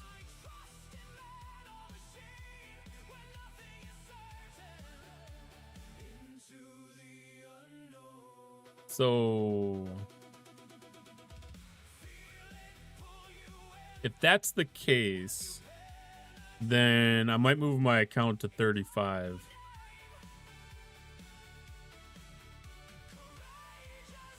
The real question is, will it remove ships you already have from the collection? Do I have hopes for a second and third cube? Well, the thing here, the existence of the GS-31, I guess that's not the same thing. Because the GS-31's a hard block that they have in place. The Borg Cube, they don't have that block in place.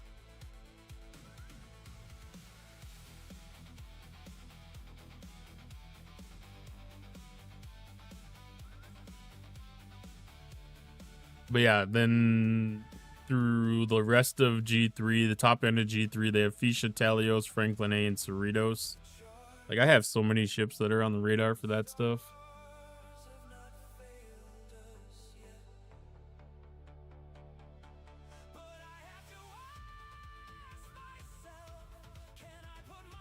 It completely stuffs up your Augment faction store. It can, yes.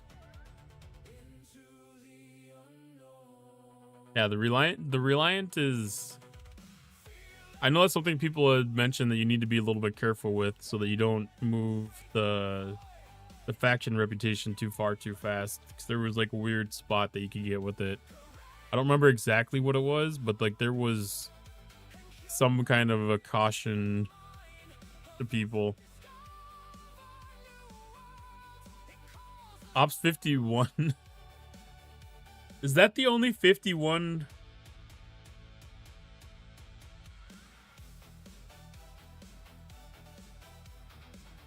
Ship is the Excelsior. But they won't put the Spear in here.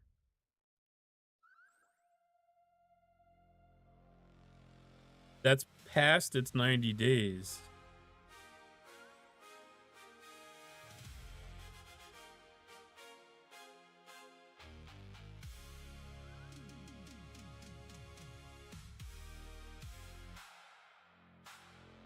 You lose the Reliant Mega Bundle.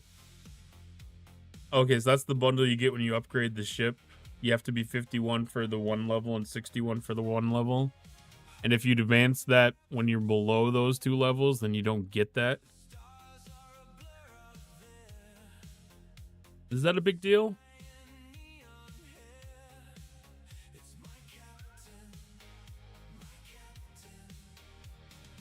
Like, are the advantages of getting the Reliant Advanced early?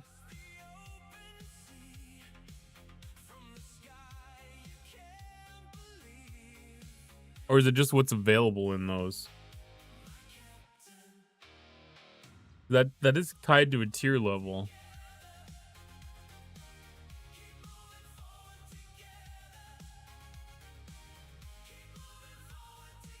Because I can see the Mega Claim,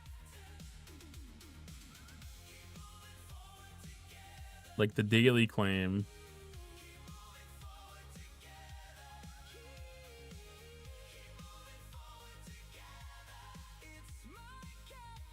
And there is a tier up gift. It's interesting.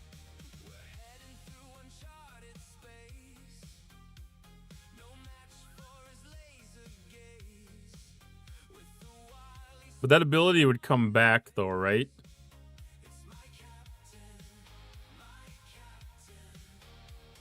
Like as you reach those ops levels, you gain that stuff back. You just lose it when you're at the lower levels.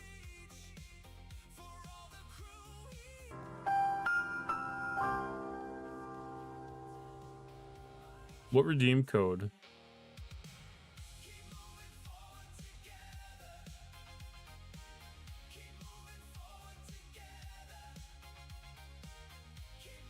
Thank you for the snow, Ruby.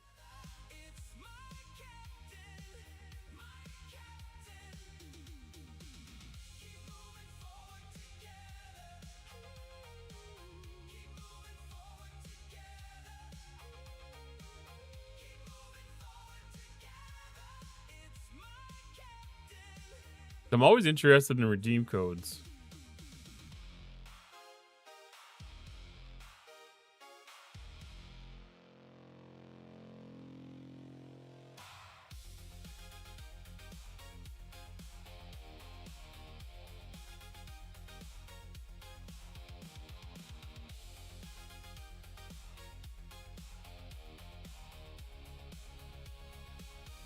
Snow bunny now.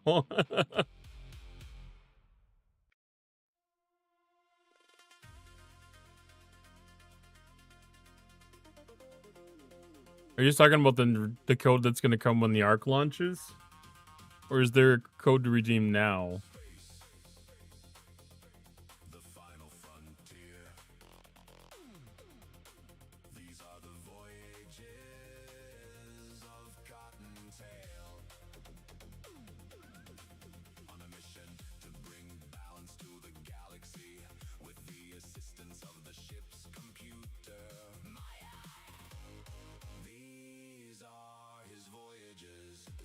The Infinite Q one. Are those not already expired? Because a lot of those things expire fairly quick.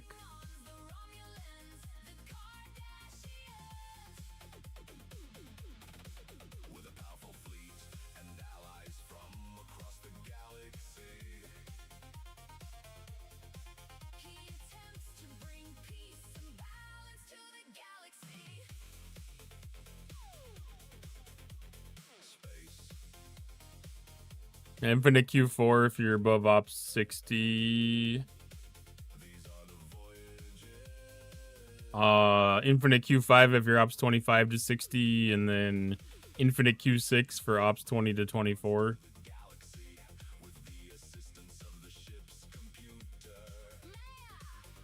I'm pretty sure I already redeemed it.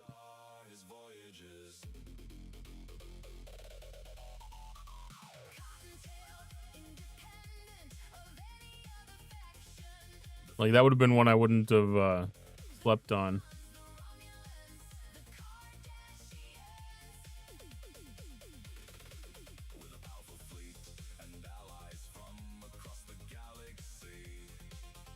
Yeah, I did that on the 719 account.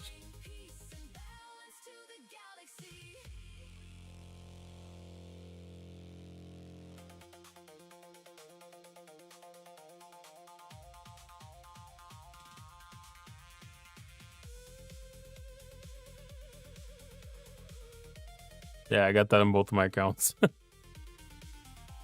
Always makes me nervous when I feel like I could have been missing out on something.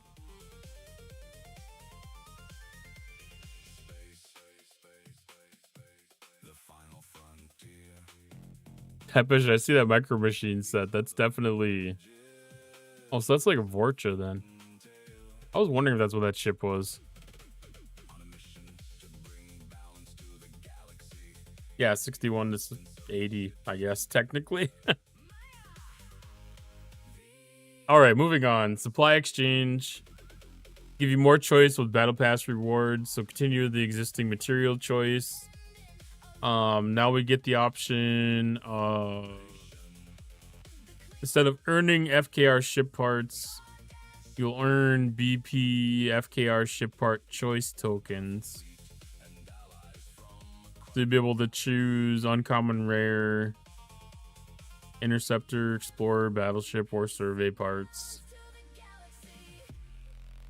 That's not a move I would have expected, but that's a good one. Bruh. Use within the Battle Pass supply exchange, giving you one destination to choose the supplies that fit your progression. That's good stuff. We're going to 20 milestones. What did we go up to 28 or something? Hi Violet J, how you doing tonight? Did we go above 20? We probably went up to 28, didn't we? Or did we drop down? I don't even know. But it... Because, like, right now we're in, like, a 20-day battle pass. So, like, if we're having 20 milestones match 20 days... I guess that makes sense. And then, yeah, the free battle pass track unlocks a rare officer.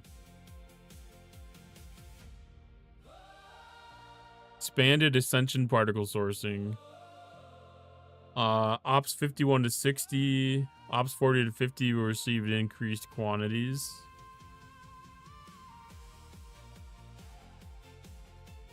And I guess that's going to be in the paid side of the battle pass again. I know on my 34 account it was in the paid side of the battle pass. We definitely had more because we were getting 2 to 3 a day for the first few days, then 1 milestone the rest of the month. Yeah, I was gonna say it was a different kind of mess up thing. Well, they also said so, like, as part of the ship stuff here, like, this is a choice of blueprints or parts.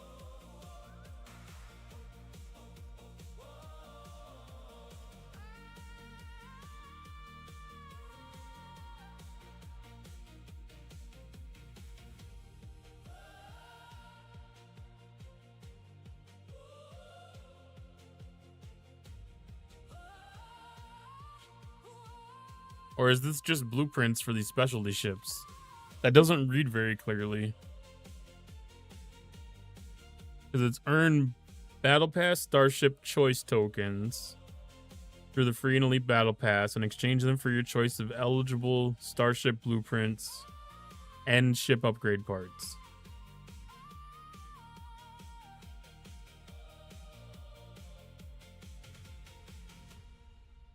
That's Starship Exchange.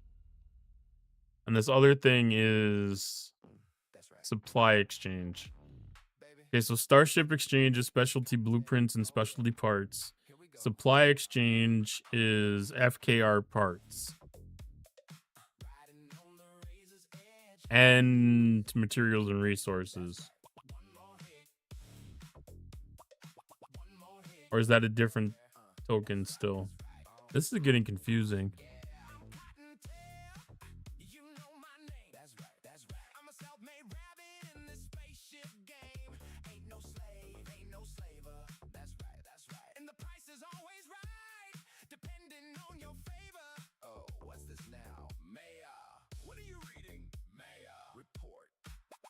You still get existing battle pass material choice. So they're just changing the milestones that had the ship parts into this new choice, ship part choice token. Okay. It was so... This is a lot of text for things that would serve better visually, I think.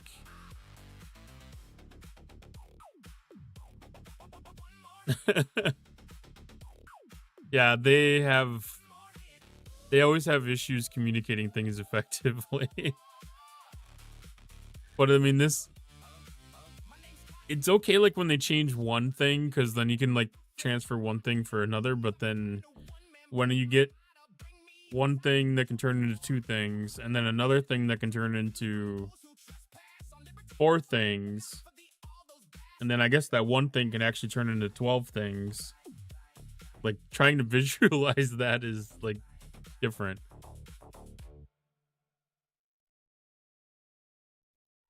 Yeah, but the video doesn't always line up with the patch notes, and I never know... Like, to me, the patch notes, or the notes that we read here, like, that should be, like, the cut and dry best source of information. Like, I feel like that would make sense that what we see here would be not open to interpretation, but sometimes the stuff in the video could be open to interpretation. So, like, I feel like I should be able to trust this document, this site more. Because, like, somebody's had to go through and interpret this information and put it into a video, and I feel like that leaves a little bit of room for error. But sometimes I feel like they've probably sought clarification on things. They've sought clarification on things and made this information more digestible. That might be the better way to look at it.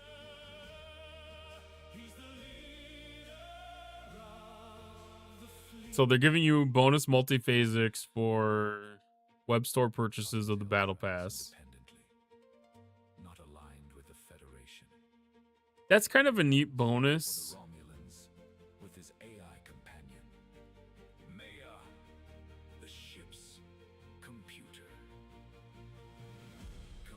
I'd rather have 3 times the battle pass things, but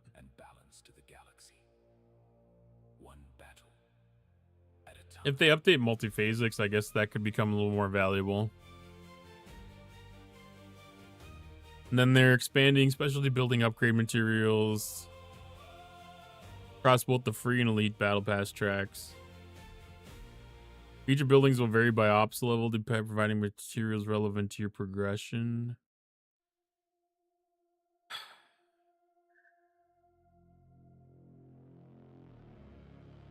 See, I would rather see something like this be left into choice. Because, like, I'm trying to wrap up Recon Locus a little bit.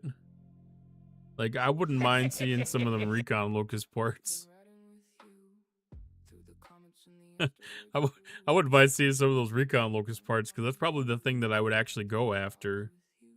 I'm trying to get that building wrapped up. I have research that's dependent on that building being completed.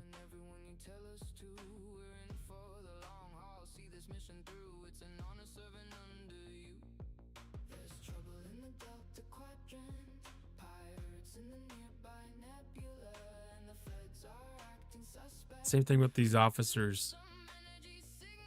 I give 0 fucks about Winadami.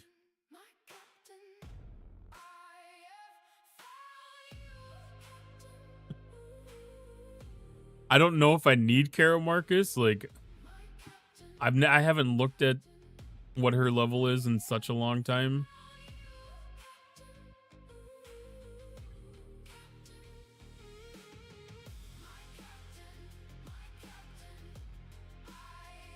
Yeah, she's rank 3.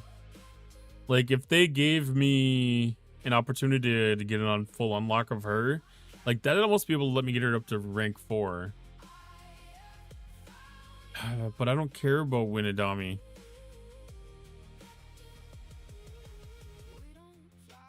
Like, her...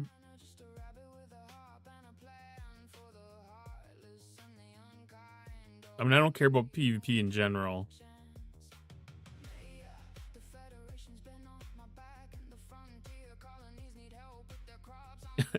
For me doing PvP in this game means I'm planning on losing.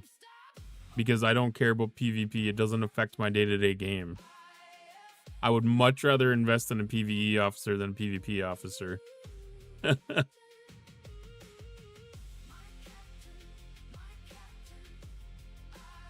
Recon Locust 69 to 70 scores 320 million. Yeah, like I've got...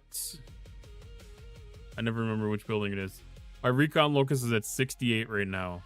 Like, I need this to be up at 70 for me to be able to progress on my aggregation research.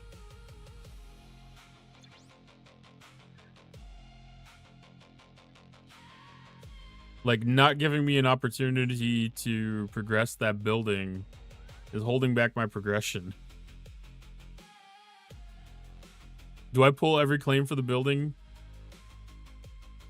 Right now, I do, yes. I haven't been.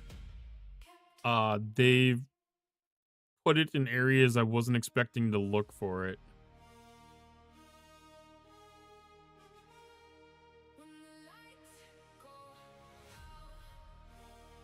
But I am prioritizing it right now. So everywhere that I have an opportunity to claim it, I am claiming it. So it'll catch up. It'll catch up a little bit.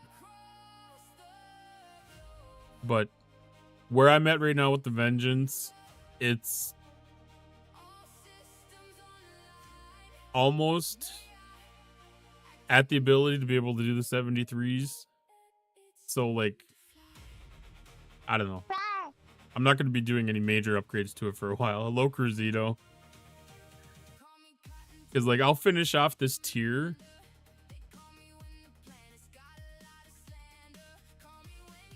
I've got, I don't remember if it's 1 or 2 weapons. I've got 2 weapons left. So, like, I'll do both of these weapons. And I might not do much of anything else at this level. Save these for brewing.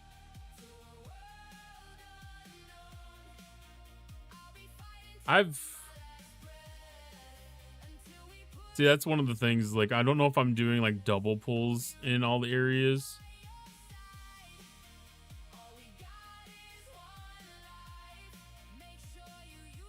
Because, like, feeding that is tough.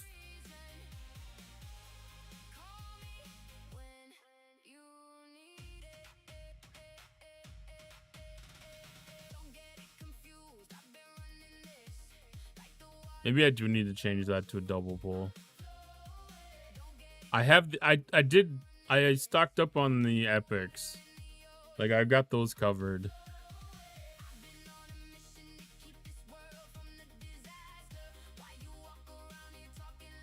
So I probably just need to move these all up to double pulls. And say fuck all to the rest.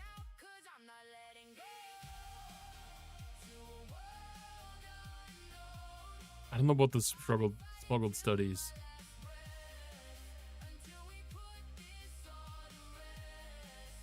It's worth holding back on this for a little bit, I think. I already stopped pulling most of the proto matter.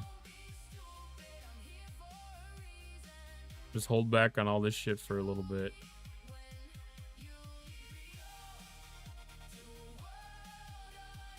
Because then I can go through, I can do manual claims on the rest of this stuff.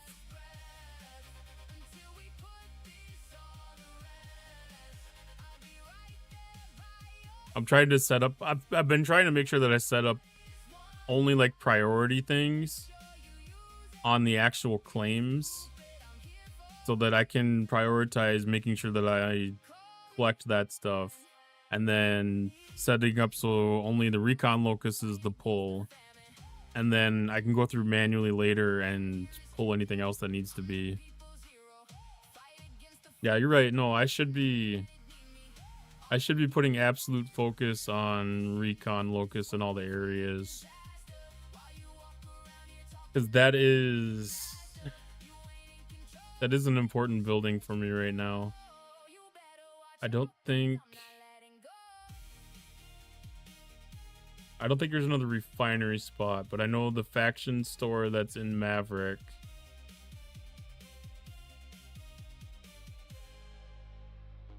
I need to go through and reset so some of this stuff is set up too.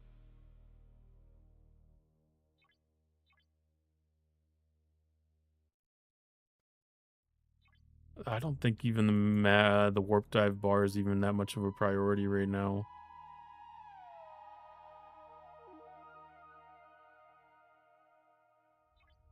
I've got those started. Come on. Who the hell are you? Me? I'm the guy who does his job. No, I did that wrong again. That was one of the things I've had some mistakes on, is I keep on mistaking the Transigen Forge for the Recon Locus. I've made that mistake a couple of times, thinking that I was pulling Recon Locus, but I was ending up pulling Transigen Forge.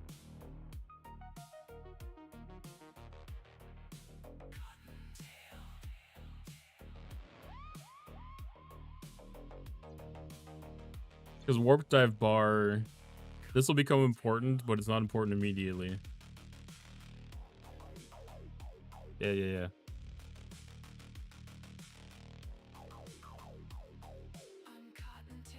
Yeah, because that won't take long to get that caught up, because that's like...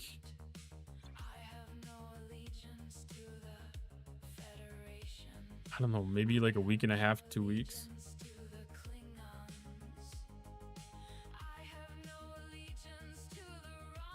Well, it'll become like the Sigma efficiencies here, like that's going to become important. But like getting this to 40 was an objective. I mean, look at this right now. I have the ability to take this probably to 50. Yeah, I could take this to 50 today. But like it doesn't do any actual thing, because my goal is to get to the 3 stuff. So like I had done like those 46 parts to score in building upgrade. Like that's what that got used for.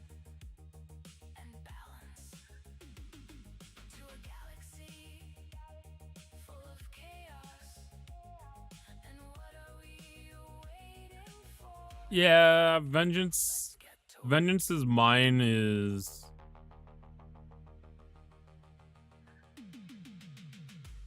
kind of losing a little bit of priority to me to Interstellar Dominance for the most part. You know, like, because there is so much synergy between those. I don't know which days fall into which things, because obviously there's like Wednesday you end up missing out on having a Vengeance's mine running.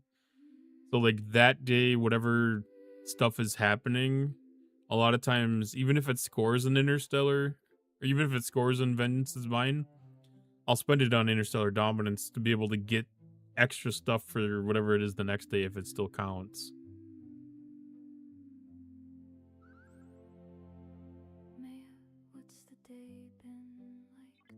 I don't know if it actually scores for me.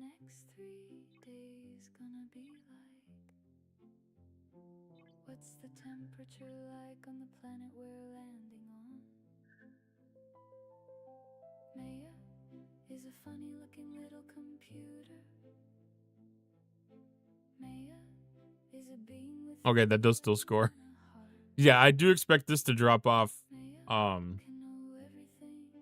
either this arc or the next arc. Because I would not be surprised if this drops off on Thursday's event. Not surprised at all.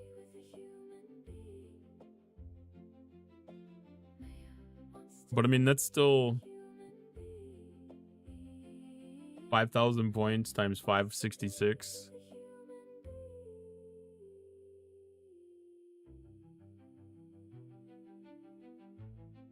I mean, that's one milestone.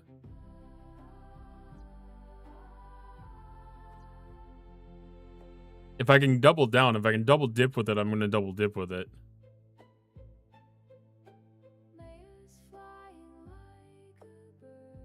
Good advice before you grind 20 hostiles for faction hunt and wonder why I even scored.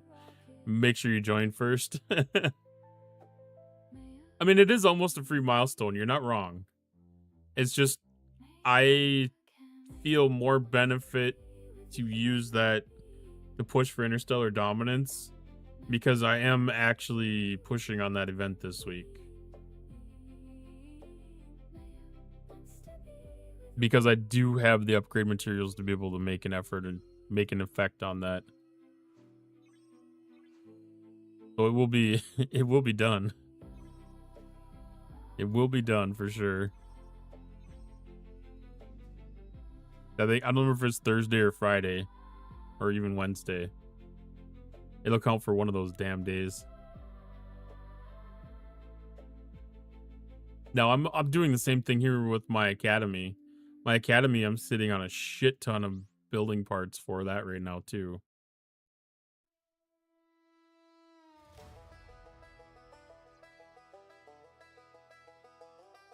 Like if I did all the things that I could do that could score, I wouldn't be surprised if I could make up 3 milestones on this thing right now.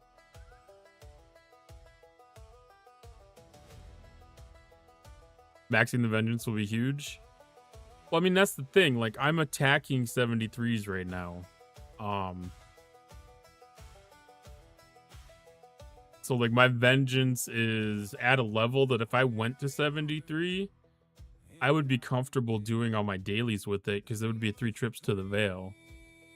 So, like, I feel like I'm at a spot where I'm not necessarily needing to push to be able to do that upgrade because it's not going to be holding me back. Now, when I start doing my building components, like when I start doing my building components here, I start spending stuff on my academy and all the other upgrades to go to 73. Then I'm going to be racking in some Vengeance stuff again. Like, that's going to make a huge difference for that stuff. So, like, operations, building, upgrade stuff, like, that's probably going to be my Vengeance path. And then a lot of the specialty stuff is going to be my interstellar dominance. And if they align, then that's fantastic. If they don't, then, you know, like, one half feeds one thing and one half feeds the other. And I can always dip to finish off milestones.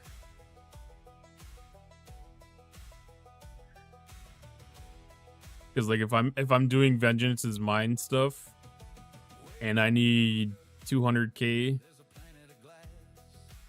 to finish off a milestone, I will absolutely dip into specialty building stuff for sure.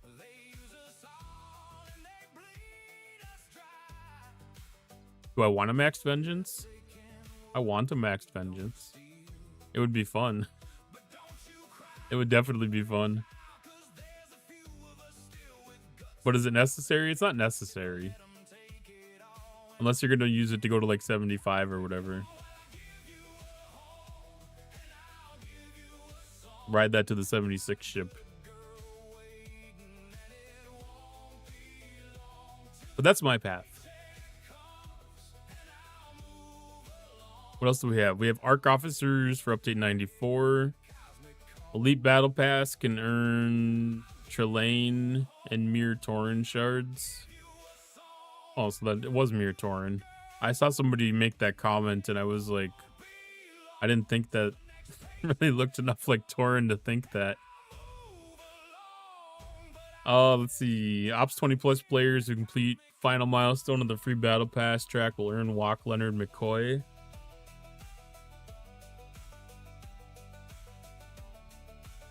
So that's gonna be.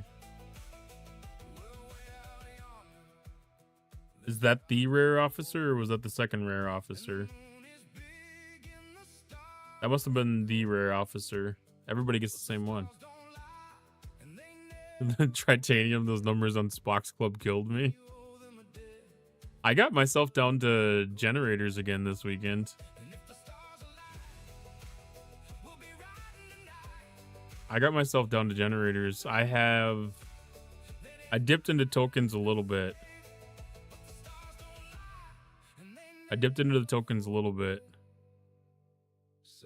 But I was able to go from naked tier 8 all the way to halfway through tier 9 over the weekend. Like, I made damn good progress.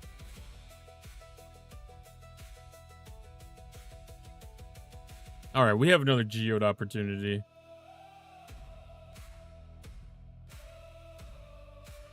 Let's do another prediction. We have 2 geode flip opportunities. Get your channel points in. Put them down for yes. Put them down for no. We have 2 more opportunities to flip for a geode. One of them is currently Isogenite. One of them is currently a geode. So we can either get a back-to-back flip off of one, maybe we get another flip off of the other, or end up back at double Isogenite. We have premium temporary boost, so they're the bonus warp speed and the bonus loot is only lasting the length of the battle pass. So for the 20 days. And then the build queue is lasting the entire arc length. That feels a little weird. I question if they may not extend those. So we have new choice tokens and exchanges for artifacts, ship blueprints, ship materials. They didn't really explain the artifact thing all that well, did they? Was that its own entire thing? It is its own entire thing. I mean, choice is a great thing. It's just, it doesn't add up in text well. Once we get the visuals, once we can see it, it's gonna make things so much clearer. I'm excited for these updates because these are good changes. I don't remember this guy particularly. Is this the dude from TOS?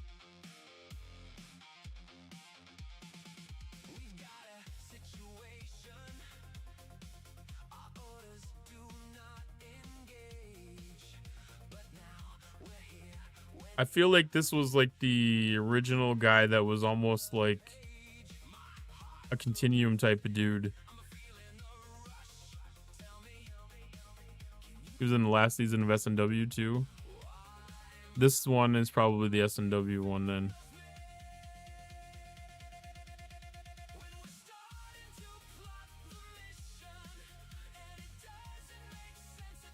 Yeah, this is the guy that I was thinking of.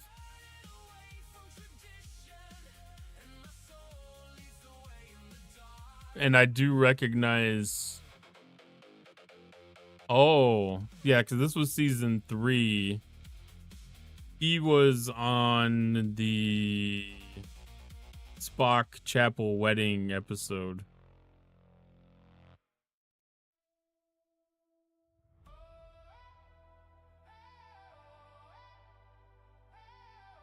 Yeah, I mean, like, it was very clear that the abilities that Q has was based on this character from original series. And yes, he was very much a continuum like entity of sorts. Like, if he wasn't, like, it would be extremely surprising. I love Chapel. I mean, she's one of my favorite characters in general. looks aside, like she's just a badass character. And I don't know, she's always been like a little bit good across all the series. AC Engineering, how are you doing today?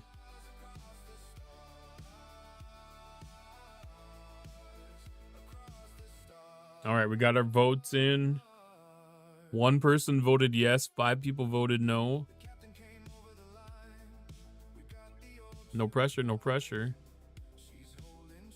Memory Alpha even calls Charlana Q now. Listed species as Q. I mean, it's too obvious not to call it out, you know?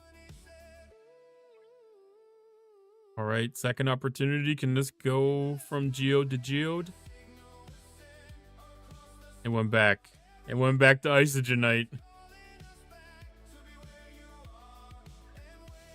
We did not get lucky. You remember him now? Yeah, he's a very specific character. But we did not get a geode. He's a very specific character. And they were both really good episodes. Today was a bad geode day. I mean, I ended up getting my 50K. Like, I'm back.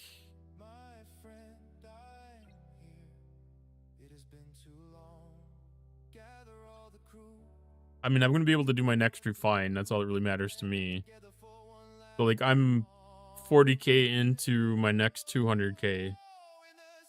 So I'm almost a quarter of the way in now. Now, I did a very poor job of mining this yesterday, I think. I don't think I even did any in the afternoon. I'm going to try to put a little bit of an effort into it again tomorrow. I'm going to try to put a little bit more effort into it tomorrow because I need to get up to that 200K in the next 2 days.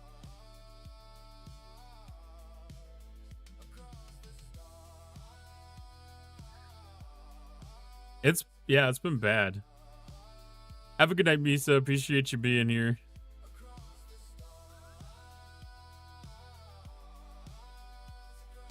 I was just happy to do a 50 because that's the first time that I've done a 50K geode probably in a week.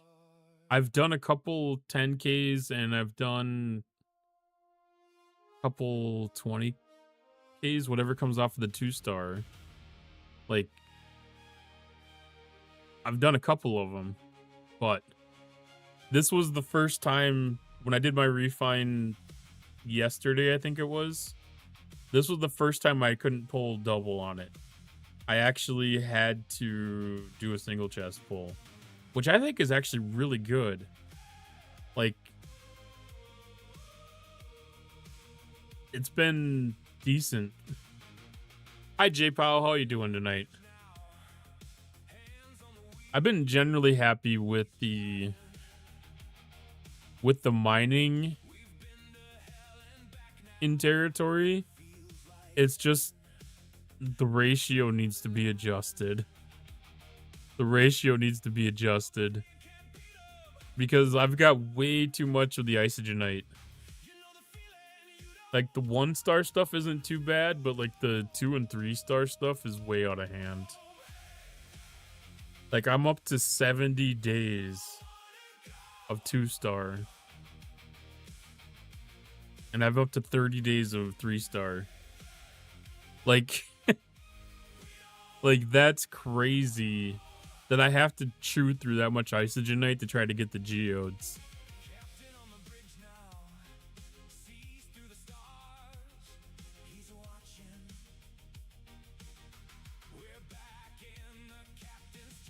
It feels counterintuitive. I don't know. Did some of that stuff come out of the armadas or something?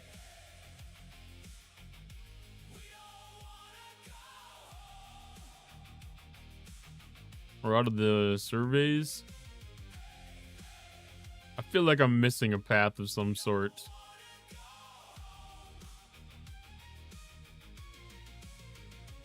I mean, yeah, you should always. I think this is something that's very doable to do max pulls. As long as you can maintain it. I mean, there's still luck. Doesn't matter what system you're mining it in. You could be doing just the open 1-star system, and you could still be maintaining the double pulls if you got the luck. Because you get like 3 days. I think that's every 3 days. Or is it every 2 days? It's not too bad though. Finally beat the 75, so loot will be better. Nice.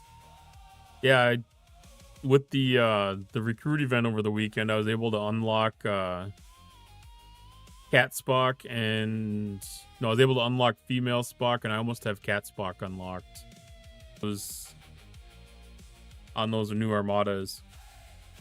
I got female Spock unlocked. I need 4 more shards for Cat Spock. So I have a feeling that either sometime this week or next month I should be able to get her unlocked. Because like I'm guessing that there's gonna be more opportunity for Cadre stuff or Paragon stuff, whichever one has her. Yeah, Paragon. Like, I'm just assuming there's gonna be more opportunity for Paragon stuff tomorrow or something. I don't know. Without them, it's undoable. I 100% believe that. Like, you don't need them for the 70s. The 70s, you don't need them, but they make it really easy. Because you can do the 70s with the G6 ship really easy.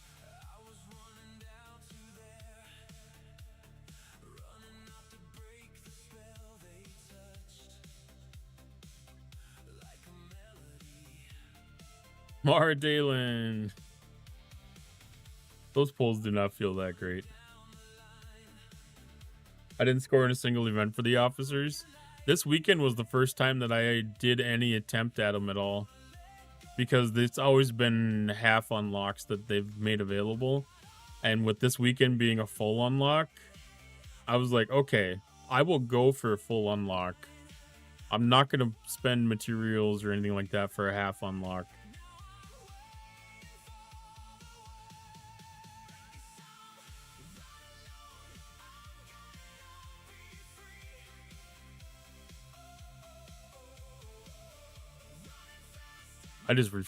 I haven't participated in an officer event in months. Like, I would almost question if I've participated in one this entire year.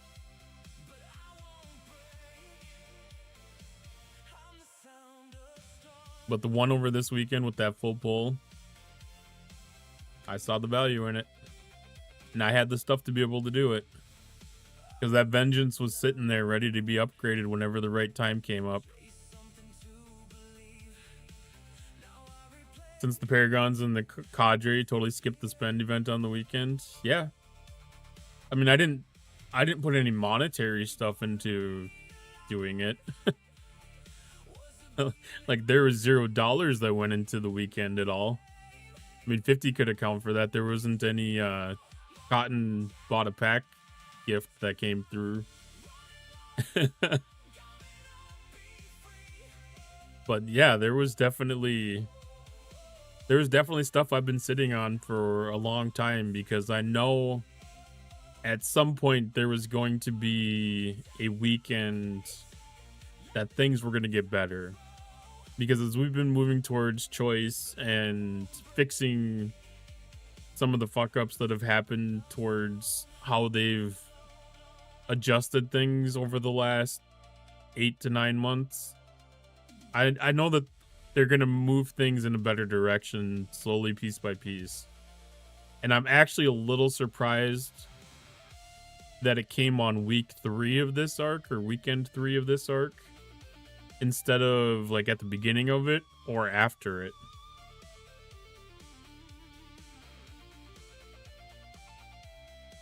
Ain't buying shit in this game, only battle passes when I feel it.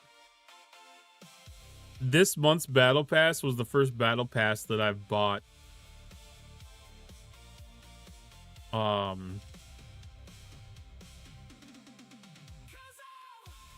probably since February.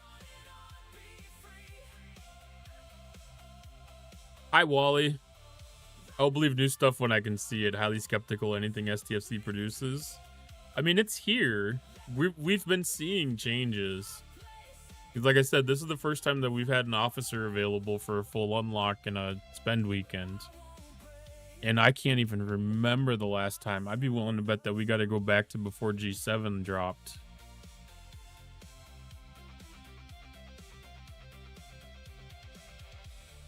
So I think that's a sign of changes. And then Wally, I don't know if you've had an opportunity to see any of the information for M94, but you know, like there's been a lot of movement on bringing player choice back.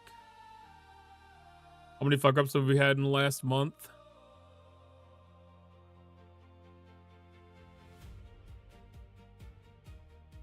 Outside of Alliance tournaments, I don't think it's been very bad. Alliance tournaments has been a complete fuck up.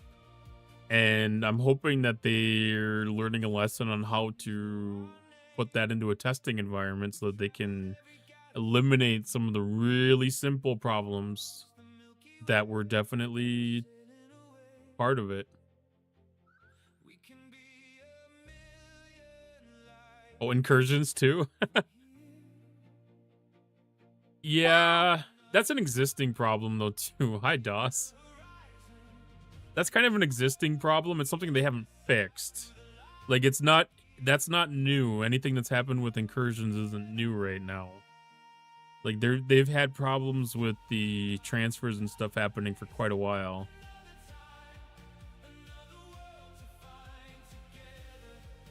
But that's not new. That's been a problem for months. If it was a new problem, I could definitely see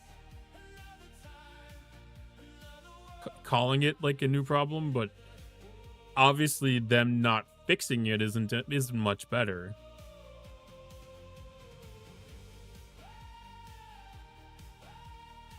Because I don't know, it's been at least 6 months that they've been having problems with transfers. It feels like it's getting worse. I'd say that I feel like it is getting worse. And that could be part of them trying to make fixes to it. APAC was test server incursions, hated day one. I mean, I don't know that the experience was any better. It sounded like EU got away with it fairly okay. But there was a lot of problems in the US too, the way it sounded. I did not participate in incursions. I did not do any server transfer stuff. All I did was my PvP SMS, and I didn't do anything for incursions for the rest of the night. But I mean, I would also argue that their problems with arenas have gotten, you know, either just as bad or have gotten worse as well. Because like there's a lot of times where, you know, leaving incursions, you end up having a Chia 100, Chia 100. Having the game crash on you.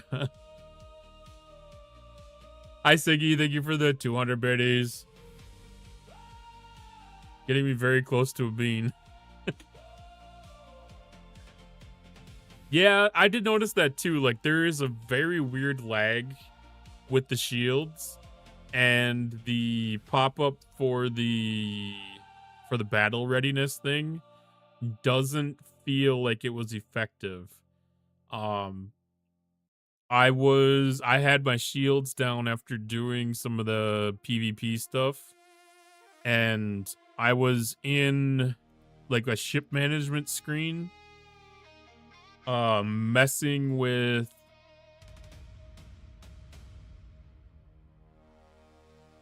there must have been one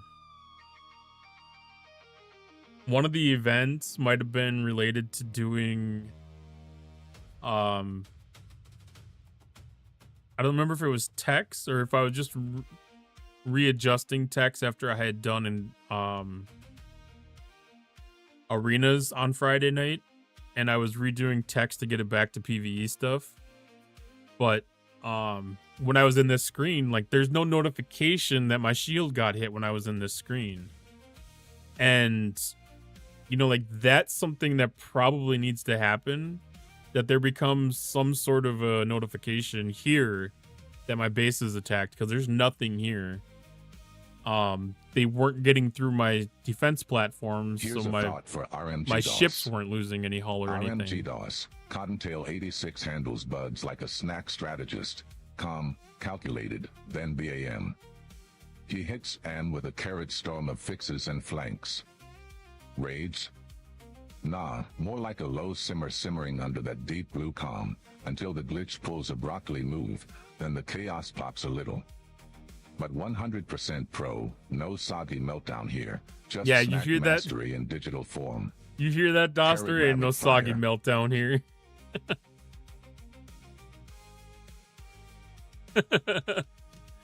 But no, I agree with you, Wally. Like, they need to have their act together with the bug fixes. That's what they've been promising they're delivering. And I feel like they need to either have a list of things that are fixed, or a list of things that are open, and a timeline for what they estimate to be the fix. Because I think that they should have a very clear plan on what they're trying to fix. And, you know, like if they say that we would like to have this fixed by 94.1 or by M95, I think that would be fine for us to have that estimate, just as long as it's really something that we can tell is on their radar. Because right now, like, we have these issues that have been in the game for months or even years, and we have no idea that they're even truly acknowledging half of them. And that needs to change. Like, that truly needs to change. And I'm really hoping that as we get some of these additional changes that they're doing, and they get that actually implemented, that we can see some of that communication. They're making strives to do some of that, and I feel like they're starting to be able to accomplish it. But all of it's kind of been a one-time thing, been kind of anecdotal, and they've dropped the ball a lot of times, even over the last couple of months. They are not doing a good job on being effective at communicating and being effective at keeping us in the loop when there are issues, and keeping us apprised of when there's going to be resolutions. And that's one of the biggest things that they need to change. And they have an opportunity. You know, like, we're still in that transition period of when these new things are happening. And, you know, the next, what do we want to say? Basically the next 34 days, 33 days. Like, if we don't see those improvements by whatever 33 days is from now. My veggie is getting pretty good, but when I split up my crew between my little Athena and my veggie takes a little bit of a pounding. Hey, Doss. You heard it here first. I'm waiting for Scopely's balls to drop. Well, they have until September 17th. September 17th is really the true date that they have to implement their path forward. If we don't see it by then, that is when this community really needs to come up and hold them accountable. Because we've been given a lot of fluff. And if it turns out to only be fluff, like, I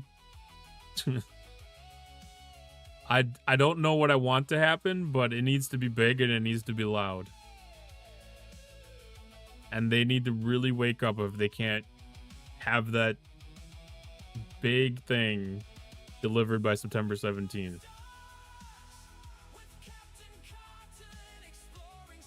Well, and that's fine. I mean, people have their limits, and if you're at that point, then, you know, so be it. That's outside of their control. They've had 7 years to make everything better and golden, and, you know, if you can't see any of the improvement now, you know, waiting that extra 30 days may not do anything for you. It's unfortunate. Like, I wish it was easy. Like, it feels like it should be easy. You think it'd be easy for them to just be like, hey, you know, like, we know this is bad and this is bad. These are our next 2 biggest things we're going to work on. You know, like, that kind of a message would say so much.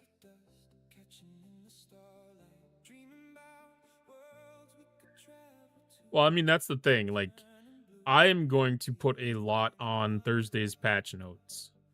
Like, when I see what they're working on, what they're doing, like, if there's not things on there that are, like, substantial,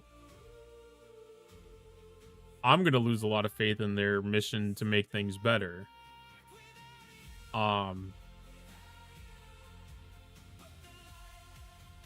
Because if they can't lay out fixes that are beyond, you know, like, narrative problems in the text layouts of the missions and, you know, like, little things like that, like, if they're just knocking off the easy tasks on a checklist, I'm not going to accept that. That's not going to really be any kind of an impactful thing that needs to be fixed. Because then they're misprioritizing things.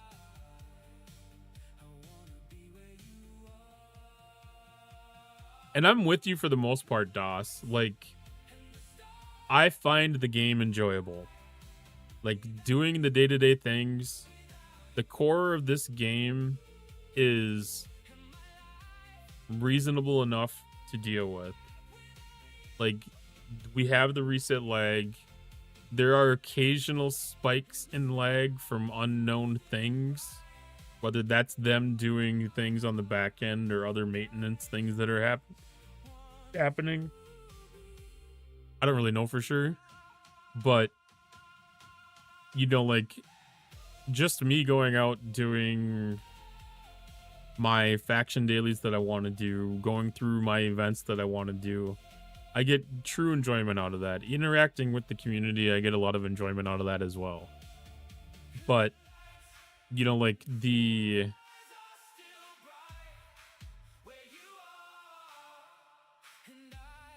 messaging that we've had, and here's some of the problem with that.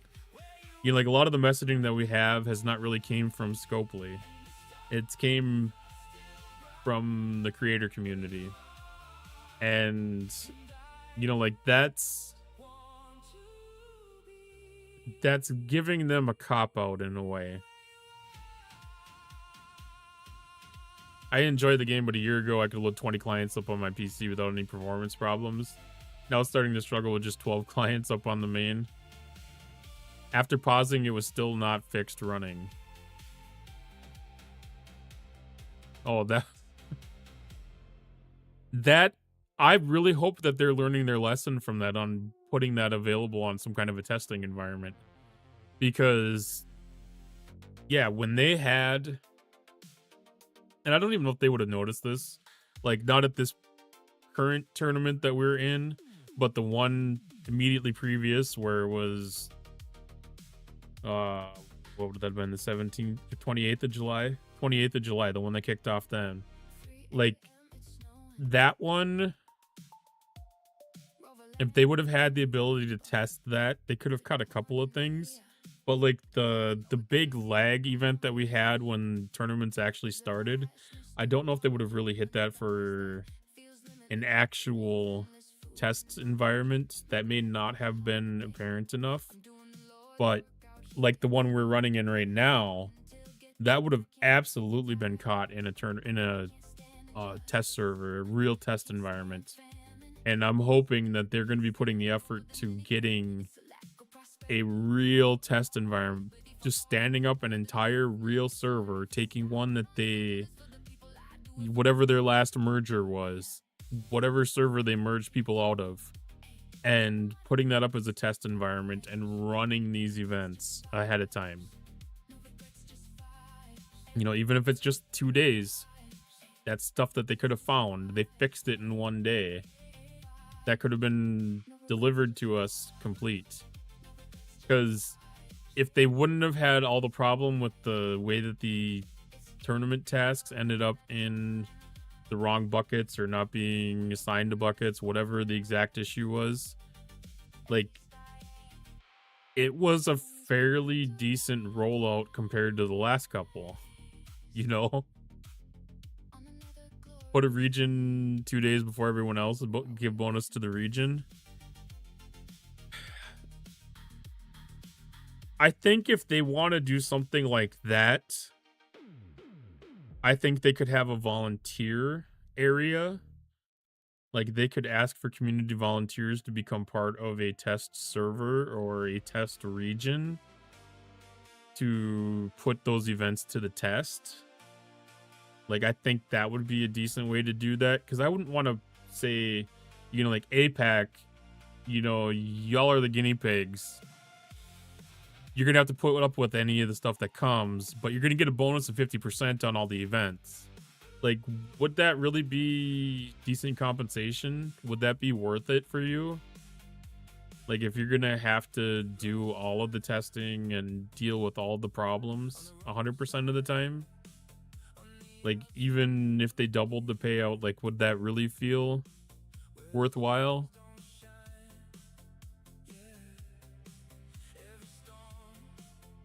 But yeah, testing should absolutely be a priority. Like, I know that they test everything at some level. You know, like, there's some kind of testing that is done, but it's obviously not enough. It's not working. Get rid of relegation. Lights tournament should be a building block.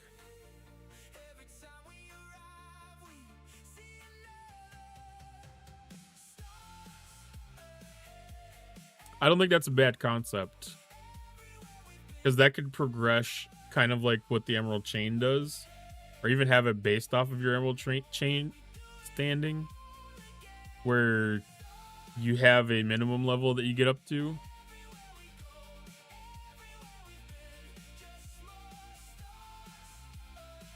I think there's merit behind that thought. I think there's a lot of merit behind that thought. Because regression is a punishment, and nobody wants to be punished. Especially during times when they're having issues with their events. A lot suffer from the grass is greener on the other side syndrome and don't realize their cure is often worse than the disease. I know, it's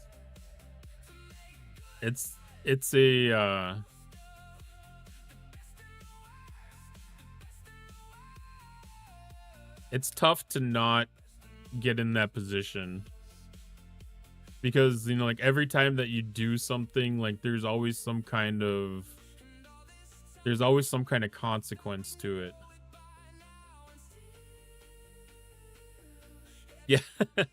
Oh, I agree with you, Tepish. Like, every time that people have talked about that, like, you know, like, you're only helping a limited number of alliances. Like, there is a specific limit on the number of people that are going to be in a certain area. Like, that is not a fix. That is not a whatever. Like, that 100%, the best it can do is put everybody on an equal footing to competitiveness, which does not solve the issue of, you know, advancing or relegating. because every alliance is going through the same struggles. Everyone has the same opportunity. Obviously, everyone that takes more advantage of the opportunity is going to have a better opportunity to do better.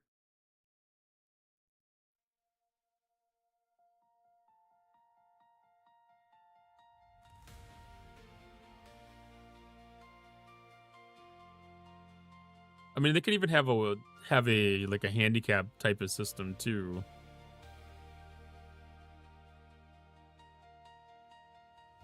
That's an interesting thought, because yeah,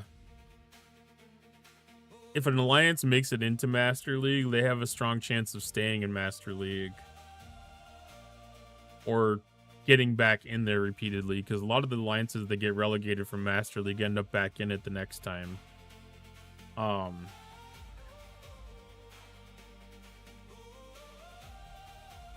I like the idea of having it be a milestone more than a leaderboard type of thing. 'Cause I feel like there's 100% that they could have that tied more towards your Emerald Chain level than anything.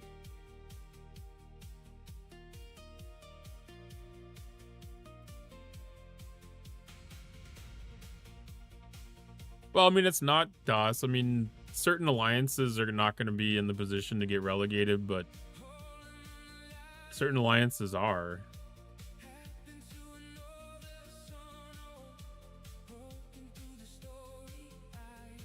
It's not necessarily an alliance that is dying. If you have an alliance that doesn't have anybody that spends, you know, like, that makes a significant challenge. Or if you're in a server that is not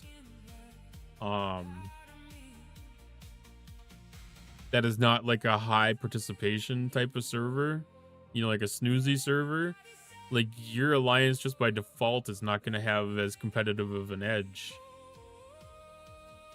Or if you're even on a newer server or a newer alliance of players, because like we have alliances on our server of people that have started, whether it's people starting over with a new account or like a second account or something like that, but we still have newer players that have started newer alliances on our server. They don't have the same opportunity to jump into the Master League that my alliance has. Refuse to spend, they have turned me off completely with the stupid pop-up.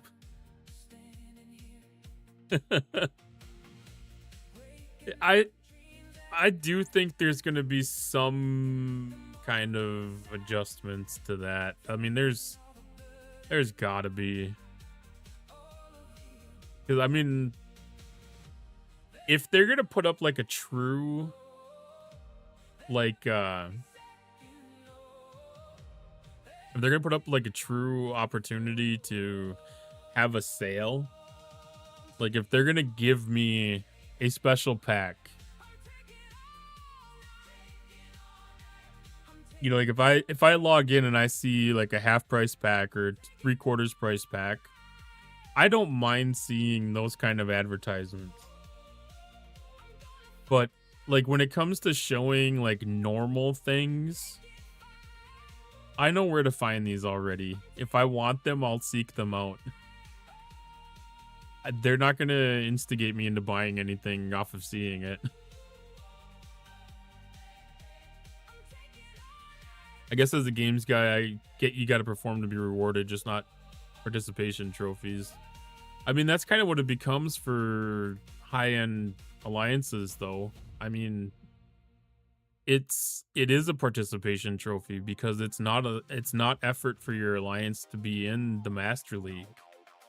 You know, like what? Then, like, how is it not really a participation trophy for you? Like, do you really think anybody's working that hard to be part of the Master League? Every new alliance that tries to form on my server dies in a few months. There isn't enough people, and most of the alliances on my server have been around for 3 to 4 years, and no one is leaving them. That's what I was saying. Like, we get waves of new players that come in on our server, and like, there's been several times it happens like about like once every 18 months. Like, there's an opportunity, or there's an influx of people that are a little bit more like lower level people that come into the server. I don't know if every server has that or if it's not noticeable to some people, but I've definitely noticed that with my server, is that every once in a while there's an influx of new people that come in. But again, I don't know how many people are not just alts to other stuff, but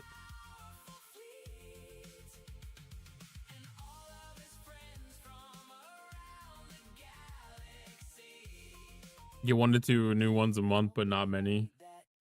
Yeah, there's been several times where we've picked up probably like 100 to 150 people. It's been a little bit since that's happened on this server, probably like 3 years since we picked up that many, but I'll see waves of like 15 or 20 that come through.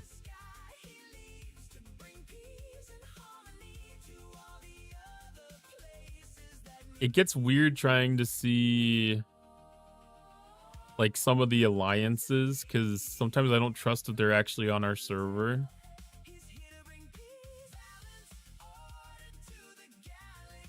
But like this alliance isn't on our server. Like, that gets so annoying. Like, it used to be so much easier because you'd be able to tell when it was somebody on your server. They need to fix that so bad. But no, there are other...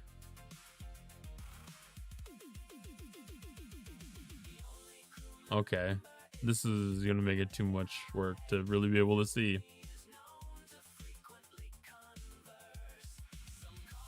Just take my word for it. When I'm flying around, like, I see new alliances pop up here and there where I don't see a lot of names that I'm familiar with. And they'll be at levels, you know, like 30s, 40s, 50s. You know, like, where it wouldn't really be people that would have been playing this game all that long. 20s.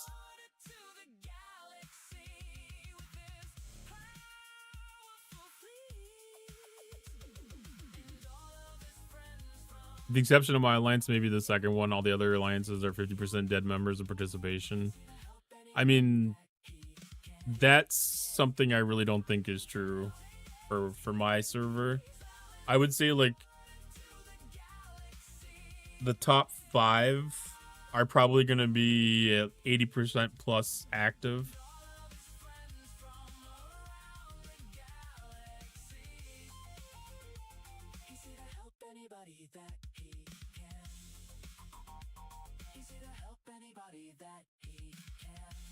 The amount of time the game needs is its problem. I agree with that completely. I've left this game twice, or I stepped away from this game. I shouldn't say I left the game. I've stepped away from this game twice to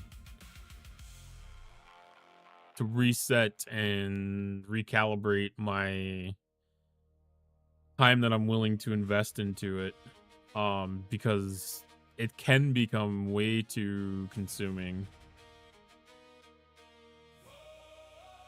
So, like, I've gotten to the point now where, like, most of the time that I play this game is, like, when I'm on stream here, it's like 3 hours a day at most. And even now, like, I've been talking for more of an hour than I have been playing. And, you know, like, that's, you know, like, I would have quit playing about an hour ago normally. Took 3 months off. Was it last year? It was during Galaxy Quest. I didn't really take time off of the game. I just stopped doing anything more than, like, my daily tasks. Like, I just concentrated on the core aspects of the game and got away from doing all the extra loop things and just concentrated on the core aspects of the game, doing my factions, working on my ships that I wanted to have, you know, like just doing the things that I considered fun. And that really changed my perspective on the game, because I used to have the what do you mean maintenance mode? I used to have the issue where I would want to do 100% of things 100% of the time, but now I've doing the bare minimum core, not extra. Gotcha. Yeah, just doing the keeping the account maintained. But that reset my attitude a lot with the game, where I lost any of the FOMO that I used to have. So now I can approach a task. I'm gonna do another prediction on a geode really quick, because we have one last opportunity to get a geode for the night. But like having this faction hunt, you know, like before I did my last reset of my attitude, I would have absolutely had all 3 of these tasks done, because I know doing all 3 of them offsets the other 2. So like if you do all 3 of them, you have no consequence. You only have good things that happen. Your faction reputation stays in check. And I would have completed this last milestone. I'm not going to do this last milestone because to me, my time isn't worth the little bit that I'm going to get out of this.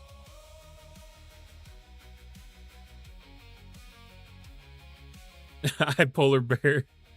Want it all and want it now mentality. Yep, been there. Yeah, it's a very poor mentality to have, and a lot of us get sucked into it. You know, like we'd see this leaderboard. This leaderboard is all time.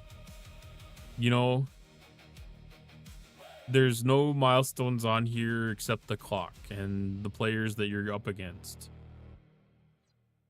To me, my time is worth more than what any leaderboard grind event can do. You got them done? I could have easily done it. I mean, it's very doable. Like, what I did last night is I sent my Dauntless out. And I might send my Dauntless out now because I don't have to put any effort into that. Like, when I get off stream, like, I might send my Dauntless out. But, like, I do this event because this event I find very rewarding. Getting this premium mirror dust.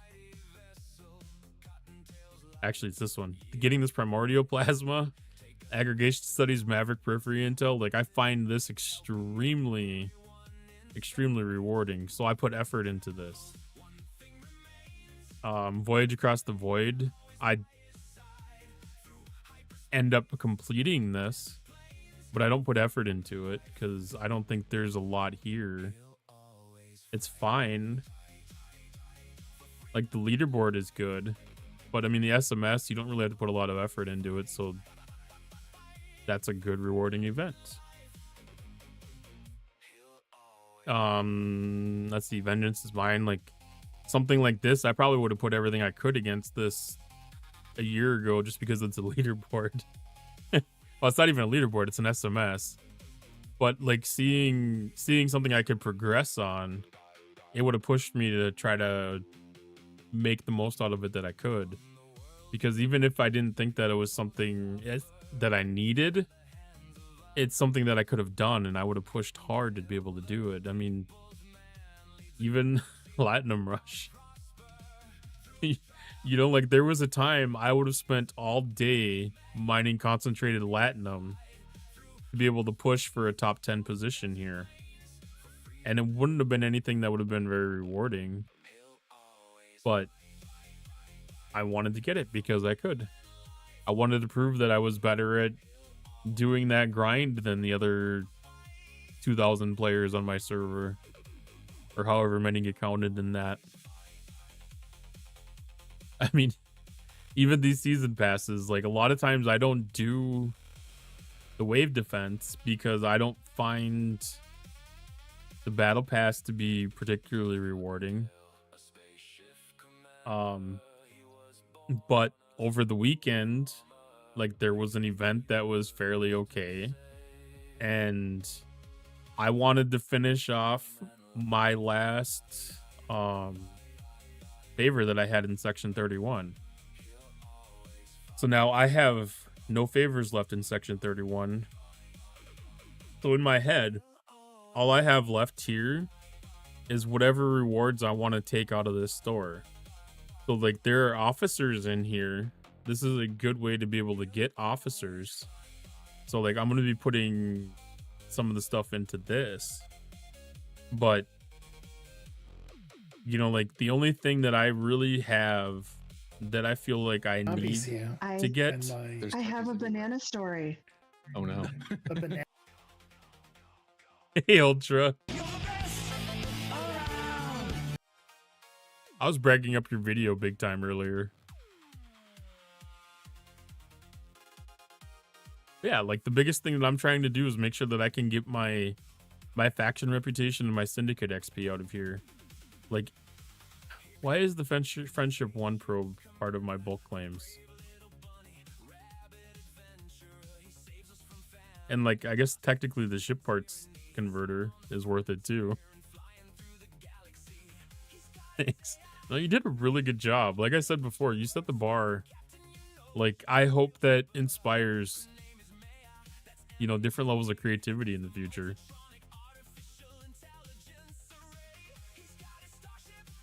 Either that or maybe you get a permanent position. Mufasa!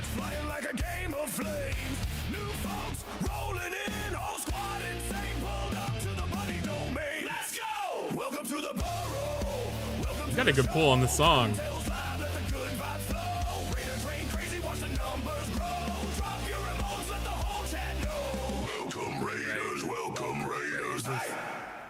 Thank you so much for, I guess, being your first nighttime raid of your new schedule. Thank you so much. I appreciate that, and I love that. I hope your first day at the new job was fantastic, and yeah, thank you so much for the raid. Welcome in, Raiders. I am Cottontail. If you have not been here before, I am just another Star Trek Fleet Command streamer, much like our friend Mufasa. And yeah, probably talking about some of the same stuff because we have a lot of the same information ahead of us. A little bit of a different perspective. I'm Op 72 myself, but you know, we have a lot of the stuff. King Kuko blew up Mew. Yeah, we're not talking about the return of the hopeful Mega Cube. Hello there. Thank you for the follow of Starfleet Admiral Shepard.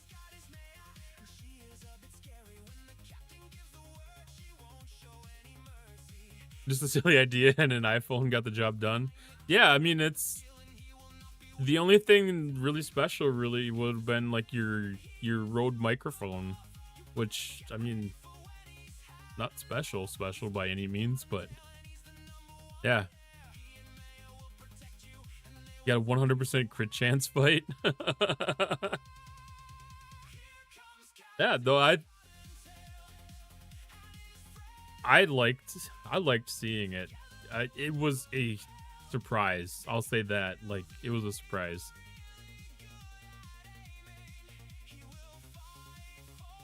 Yeah. Tepish, I am with you. Like, I had that question in the back of my head of whether that had some kind of production crew type of thing going on.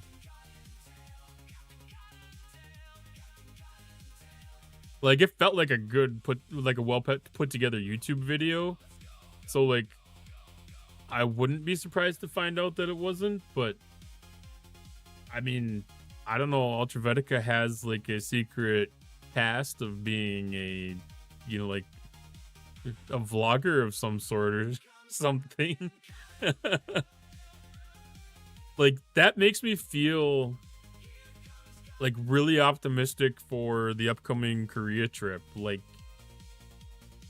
if there's any level of vlogging that you're going to be doing that comes minutely close to what we saw there, like, that's going to be really exciting to see.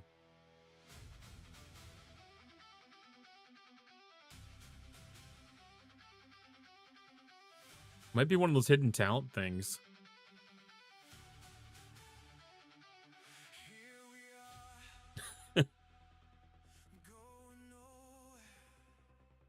But something like that, that makes me wonder what I'd be capable of doing for something like that too. How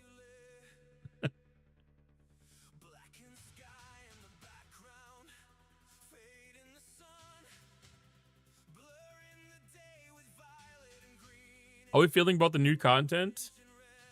I'm cautiously optimistic, I guess, right now. Like, there's a lot of good things to be seen. You know, like, there's always questions, there's always holes in the information here. You know, like, we don't know 100% of how much of the parts and the blueprints and stuff we'll be able to pull. Like, can somebody expect to have a full ship unlock? You know, like, don't know what that looks like yet. But I think the opportunity for choice is a great and fantastic thing. This is a strategy game. And for me to be able to put out an effective strategy, I need the opportunity for choice. And the fact that we're getting more choice than we've ever seen before, like, that's kind of amazing. Like, there's choice being offered in areas I would have never even thought of having a choice. And so, like, I'm excited to see what that looks like. And if that's just like a template of what future battle passes can and should look like, that's a very positive thing. And they also know that this is the first thing. This is the first month of these happening. So if things don't look 100% valuable to us on Thursday, like, we'll just have to make sure that we voice our opinions, we give feedback through the proper channels, and I'm 100% confident that STFC will make an effort to get that value up to what our expectations would be if they miss it. I think they'll do a good job with that, though, because from what I saw with like the Reaver in the Alliance Task store, Alliance Tournament store, thinking about calling it Task now because it says that on the board. Like, I feel like they brought a good value for these blueprints. Like, I think they nailed a good price on these things. I didn't realize, I thought this was going to be resetting for me tomorrow. I didn't realize I could actually claim these today. But, like, I feel like as long as some of that value is going to be good, this is going to be received very well. That's what I'm waiting for. I'm waiting for it to refresh enough to see if it snaps back to the top on me. Definitely, I feel like if this turns out to have some issues or whatever, I think the more important point is that it shows they're actually trying to. Yeah. Like, there's so many different things that are happening here. Like, they have a lot of opportunity to have technical issues, mistargeting and stuff like that. But I think as long as they're responsive and communicative about fixing any problems that pop up and just putting forth the effort, it's going to be pretty good stuff. Just want Gilded Shackle fixed now. Das, what did you get?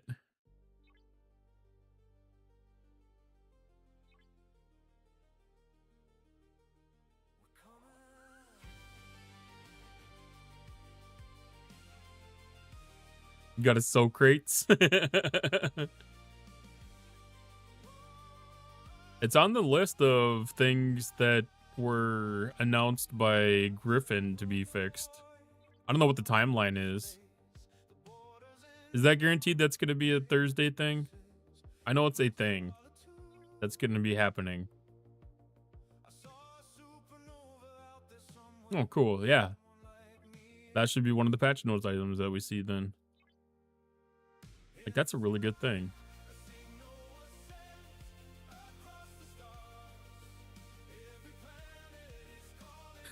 I wonder who's going to be the first one to test that. We'll need screenshots before and after. I suppose that'll actually be really transparent because of Spock's Club. Because Spock's Club will have to make an update on their values and their figurings and stuff for the efficiencies.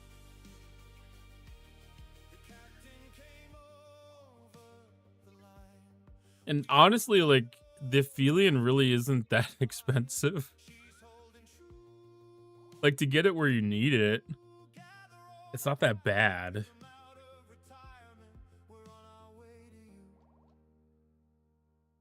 Used everything to make it yesterday. Account is wiped. I didn't think that you were quite in striking distance the way that you had talked last about it. I'm happy for you. I'm glad that you were able to make that next goal. Like, that's an awesome thing.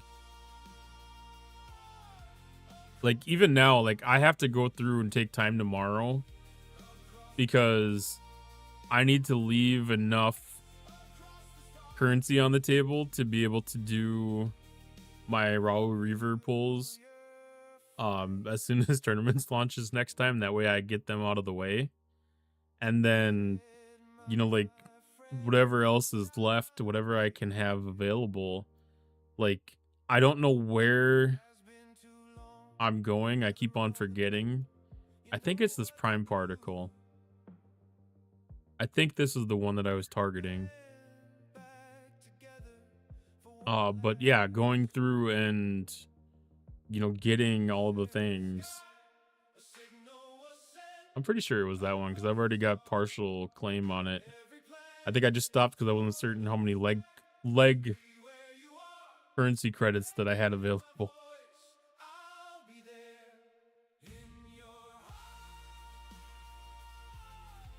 $31K. I have some that I can spend. Yeah, that's definitely, they've made the Reaver so available. Like, that's amazing. There are people that are further than me somehow. Like, I was really surprised that there were people that were past this point. I don't know how the hell they could have pulled that off. If I knew they were going to try to fix ATs, I would have saved more currency from several months ago. I've been holding back. I mean, my accounts got most of the stuff unlocked, so it was easy for me to hold back because there's not a lot that I really needed out of here. Like, I was picking up stupid stuff like the Borg Stella refit. Like, it's something that doesn't give me any benefit, but it was something that I could spend currency on and have some benefit.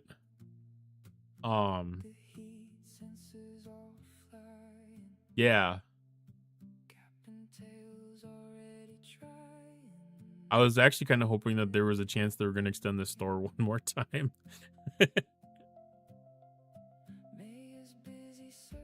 Yeah, it's been really great progress on getting through all the things. Because now at this point, like, I'm pulling my solo directives, my premium mirror dust, and I think the only other thing is the mycelium.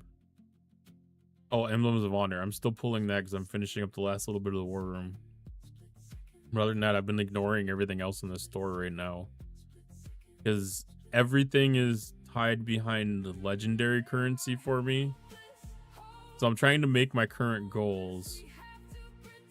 So like Gilded Shackle is gonna be a goal for me, but getting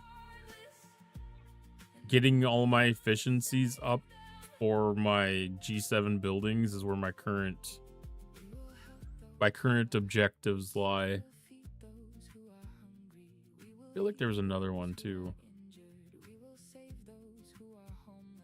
But these are expensive. These prime particles are expensive in the legendary currency. 6,600 is a lot.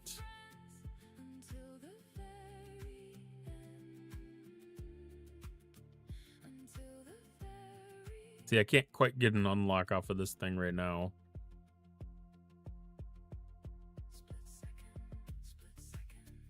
But yeah, they've increased the value in that a lot.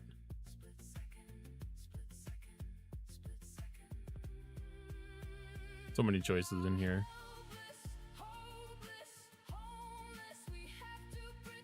Yeah, the stuff that I'm putting into the Reaver is going to move to the Shackle. It'll probably just be the Shackle and then this prime particle.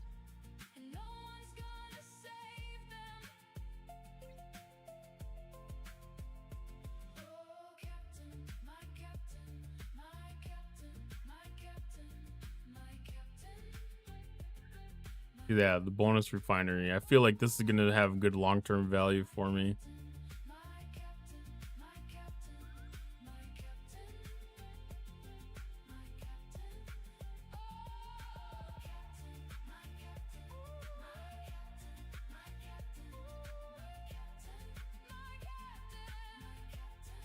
I think that was kind of almost the same value as like what the Armada chest prime gave. And we have, I forgot about that prediction.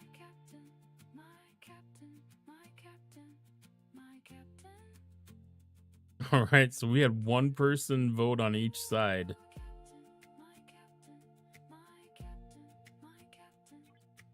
We had one person vote on each side. You're right back after these short messages. I was like, crap.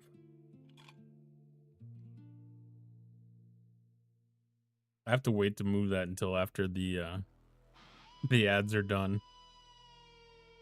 I pushed them back as long as I could. I delayed and delayed and delayed.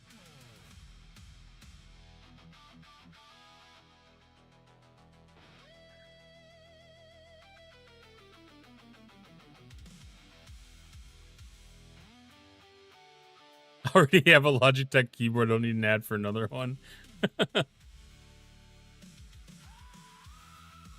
I kind of wish there was an option to still see ads on Twitch, because like I've had Turbo for so long, like I have no idea what kind of ads they serve anymore.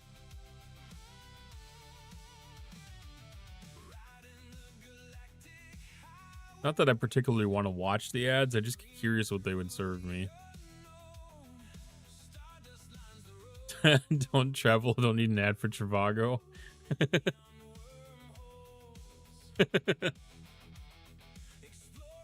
Keep getting ads for Chipotle. See, that one would get me, because that would totally have me get Chipotle for lunch tomorrow.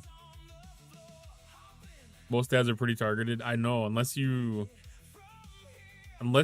specifically opting out of targeted ads. Which a lot of times I get on the fence about targeted ads. Like on one hand, if I'm getting served ads, like a lot of times I'd prefer that they're relevant to me. But on the other hand, it's like I like that concept of privacy, even though I know that doesn't really give you any privacy. But I know it gets annoying that if you like if you have a conversation with like a friend that like just had a baby or something like that, and like you're talking with them about the baby, all of a sudden you end up with like diaper advertisements start popping up and baby formula stuff, and it's like, oh, like why?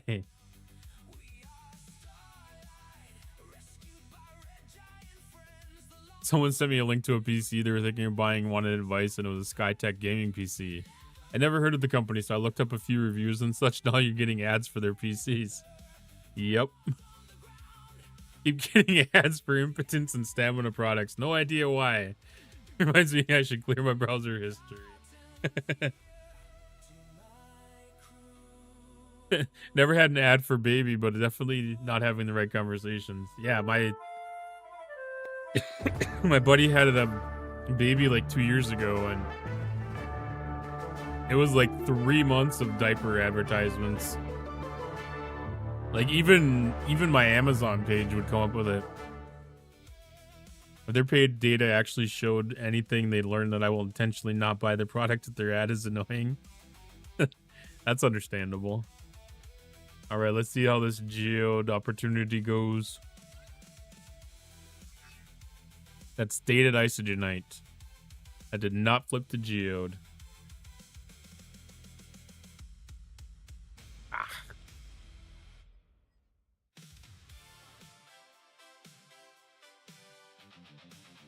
What was that? 2? We got 2 tonight. You're gonna laugh if the next ad is for diapers.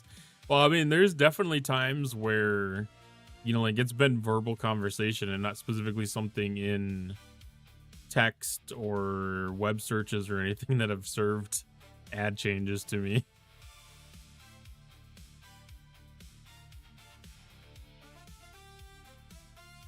Just like what Tepish was saying. You know, like, your phone has an opportunity to listen to you.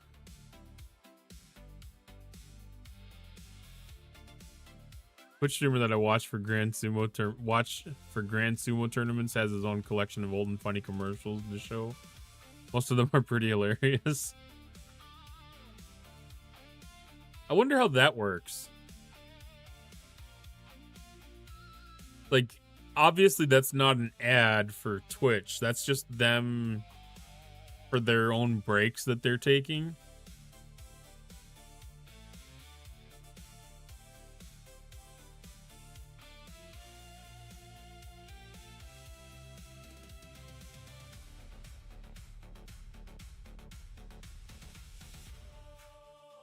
That's a good concept. I think he interrupts the Japanese network's ads with those. Oh. So like the ads from like a streaming service or something. Okay, that would make sense.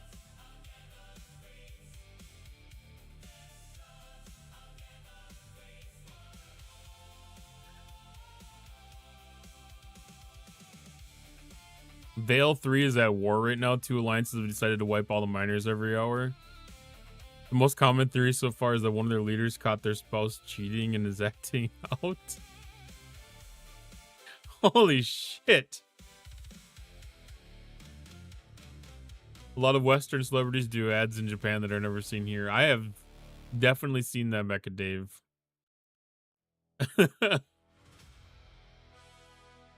DOS is on, what is that, 15?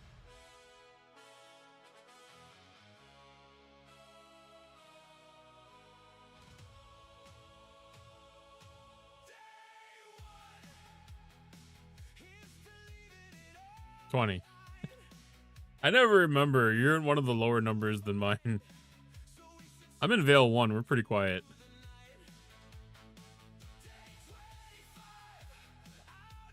Ruby has eggs. We don't really have anything. Like, we have people that go out and do OPC hunting, but I've never been just wiped for the sake of being wiped.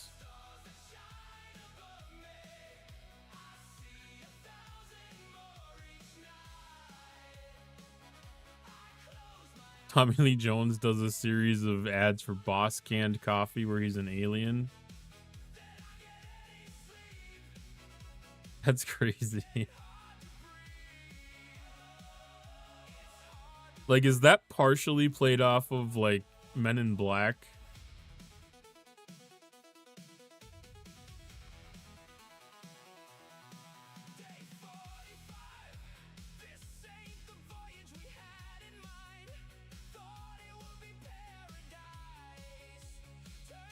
Can I come to your Vale and give you some egg treatment? I'm on server 34. We're in Vale 1. That's a very Men in Black feel. I would imagine so. Yeah, STFC.pro has the has everything listed.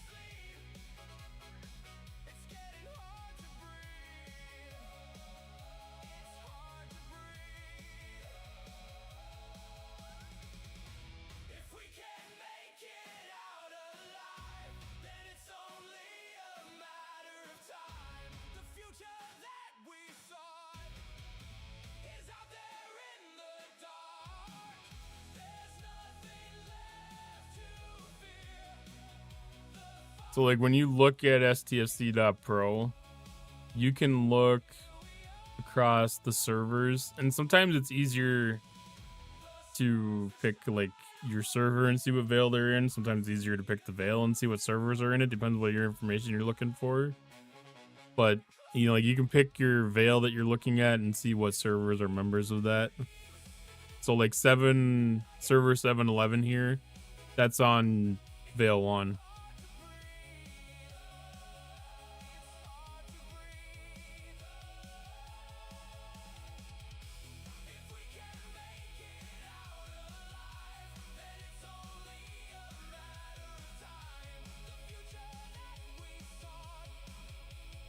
But why DOS? It's right here.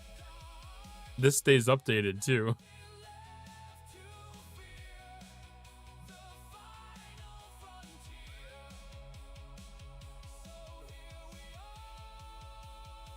Me, I'm not in DJ's Veil. DJ's in 2? 3. DJ's in 3. Griffin's in my Veil. I have Griffin, JB, Tibbs, 0.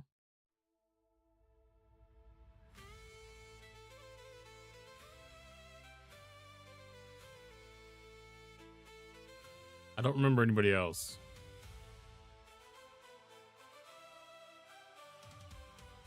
Yeah, Mecha Dave, I believe you're in mine.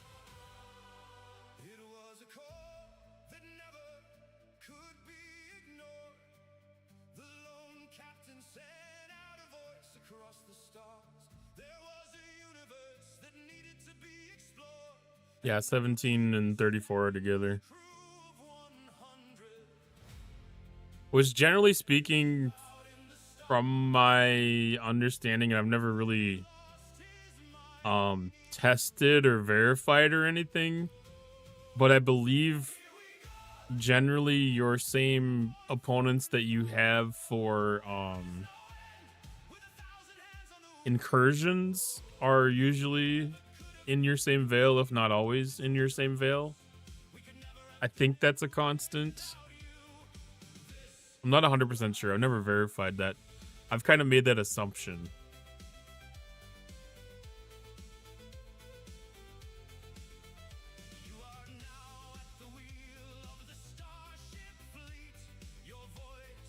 My veil has V-neck, still waiting for someone cool though. But yeah, the cool person would be Samo.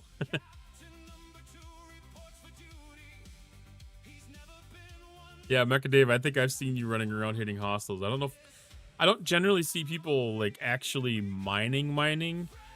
Like I don't pay attention to the names at all. Every once in a while, like I'll see JB mining or something. Yo, we see that Speaking of Zero. jets flying like a game of flames. New folks rolling in, whole squad insane. Pulled up to the body domain. Let's go. Welcome to the borough. Welcome to the show. Count until 5. Let the good vibes flow. Raider train crazy. Watch the numbers grow. Drop your emotes. Let the whole chat know. Welcome Raiders. Welcome Raiders. Zero, welcome in, Raiders. How was stream? You were doing, what was the game?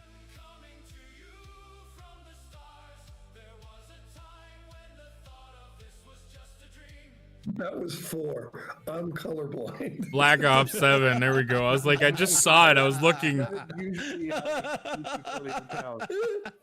Everything will increase. Yep. Too many things tonight. I hear you there. Okay. Yeah, we were just talking about Veil, and I just mentioned that you were in the Veil, and then you just came. And I don't have any miners in the Veil right now, so Zero can't clear them right now. How was your stream? Welcome in.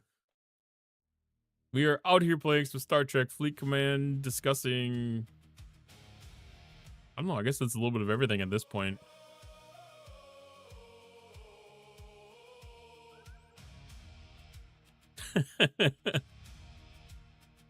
I kind of feel fortunate that he can't actually visit the margins. Could you imagine if like part of this anomalous galaxy event, like the galactic anomalies or whatever, like there was an opportunity to intrude into like the margins of some of the other servers.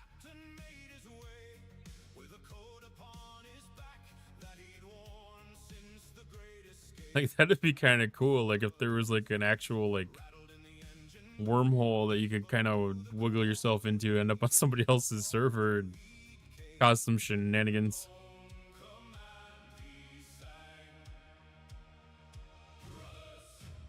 Go send your fleet to as many veil systems as you can, so that when Cotton does try to mine there, you can insta clear them.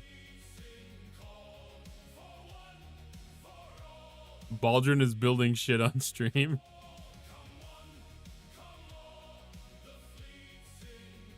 Watch out for Yoba and our Veil. He seriously declared war on almost everybody just to be a jerk. Yeah, I haven't encountered anything.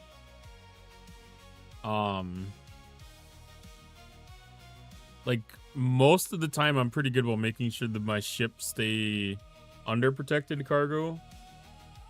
But like I've had things cleared that were, you know, like floating in space.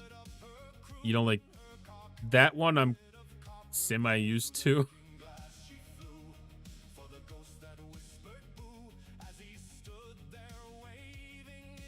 Talking to Chris Pike about that during our incursion with 33 this past week, and wormholes would be fun.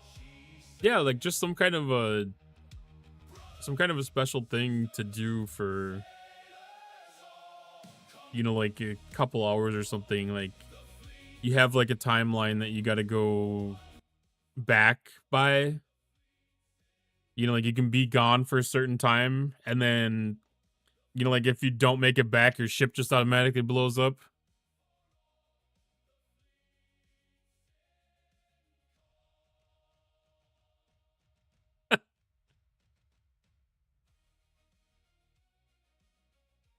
Yes, that's called incursions. But it would be random times.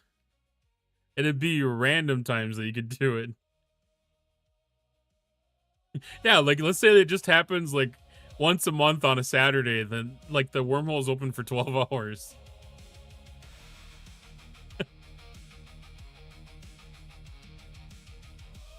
Yes, it is. It is a bit like somewhere of a cross between incursions and Cinderella. Rev's base would be surrounded 24/7.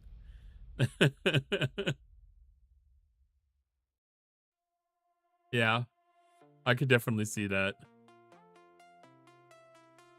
But it wouldn't be a consistent thing. Like, it'd be something that would just randomly pop up.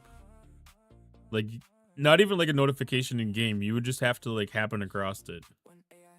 You know, like have some kind of maybe like a scanner ability that would say, hey, you know, like in this general vicinity, a temporal event has occurred, has been detected, you know, something along those lines.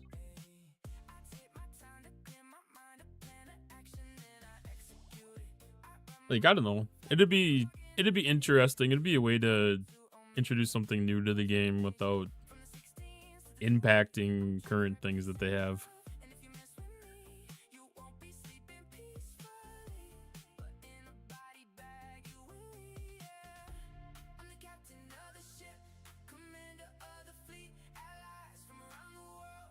Yeah, Ryan must know how to do something I don't know how to do. I don't know how to talk to other players that aren't on your server or anything.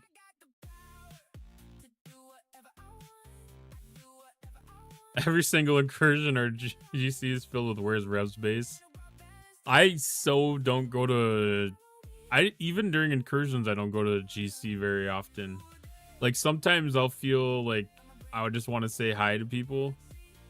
Just to say hi, you know, see if anybody's being a shithead or something. Because every once in a while, it's kind of refreshing to get like a different flavor of troll in Galaxy chat. You know, seeing the same trolls doing their thing gets old really fast. So like, it's kind of refreshing to be able to look at Galaxy chat and be like, oh, you know, like that's some other dumb person's opinion.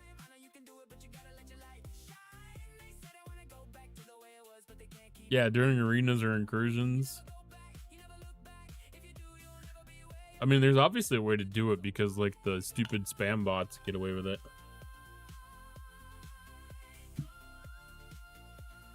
Do I even want to pull up? I'm not even going to pull up our GC because there could be a TOS violation in there I don't want to have to deal with. You troll Ellie in arenas.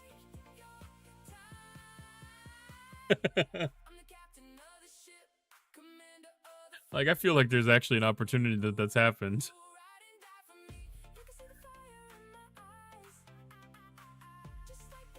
Yeah, you know, like, I was looking through the alliances. Like, so many of these alliances that are listed on here are not on our server right now. So, like, I could reach out to people. I think this one is actually on our server. Like, I could reach out to people on other servers that I would never normally have any interaction with.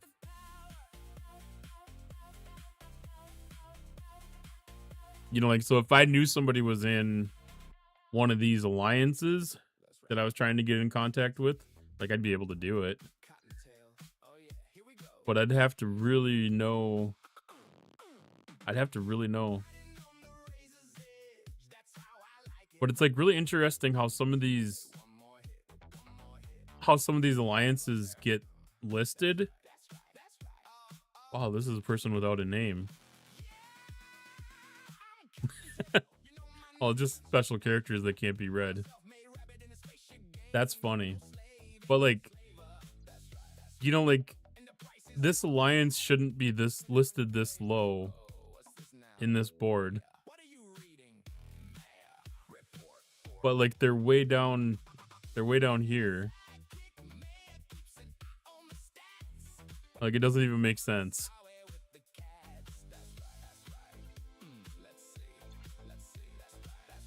Like, I don't know. It's so interesting.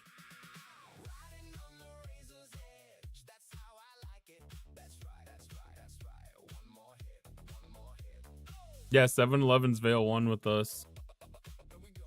So there's gonna be alliance mates of yours that I'm gonna have in my Veil, but I don't think 7-Eleven's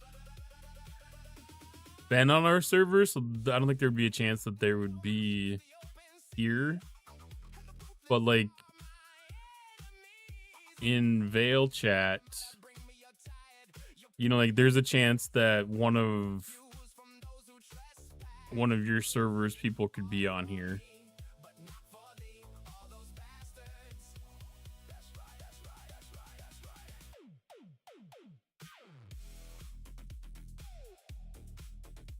Well, it's not a specific list. Like, that's supposed to be my server's list. Like, that's not a global list. It's not supposed to be a global list. That's supposed to be just the list of my server. But it's, for some reason, they have a glitch where it gets mixed up. Because it's like, even like your regular power ratings, like, at a certain point, like, there's people that aren't even on your server that pop up. It's like, this person's not on our server. This person's not on our server. Oh, okay, never mind. This person is on our server. Is that Skeletor? That might be Skeletor. The banana's not on our server. You know, like, this just gets messed up. I'm thinking that these are probably all people from server 16, which we just faced in incursions. But, you know, like, I'm not 100% certain. Like, I kind of wish that these things would show their server number instead of just their, you know, like, Galaxy thing being in a different server. Like, somewhere on some of this stuff, somewhere would say like what server they're actually on. Like, 99% of the time it wouldn't matter, but for like a situation like this, just for the sake of curiosity, I would like to know. Yeah, like it was nice when the in-game leaderboards actually like showed you stuff. Like we don't have a lot of people on ours, but I mean, like how many people are you gonna have in the upper side of G7 or mid side of G7 or anything? Like there's not that many opportunities to have people mix up in you. But I mean, it'd be nice to realize that I'm at like 25th instead of 40th. Well, probably not 25th, but say 35th. They used to work before incursions. I mean, there was probably hiccups of some sort or another. But I mean, you could at least look at it and they weren't this kind of jacked up.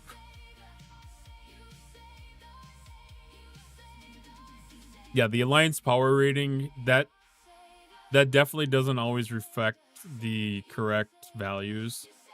Like there are very, very, very hit or miss on showing what the correct thing is. Some of that might be how often the data refreshes, and some of it just might be the way that the data gets displayed too. And yes, STFC.Pro clarifies all of those issues. At one point, the top alliance on 89 showed us the third alliance in the leaderboard. Yeah, like we had that same thing on my account on 719. Like we had a big row issue war thing happen, and like the top half of our alliance left, but our alliance stayed at like third place on the leaderboard for an extremely long time.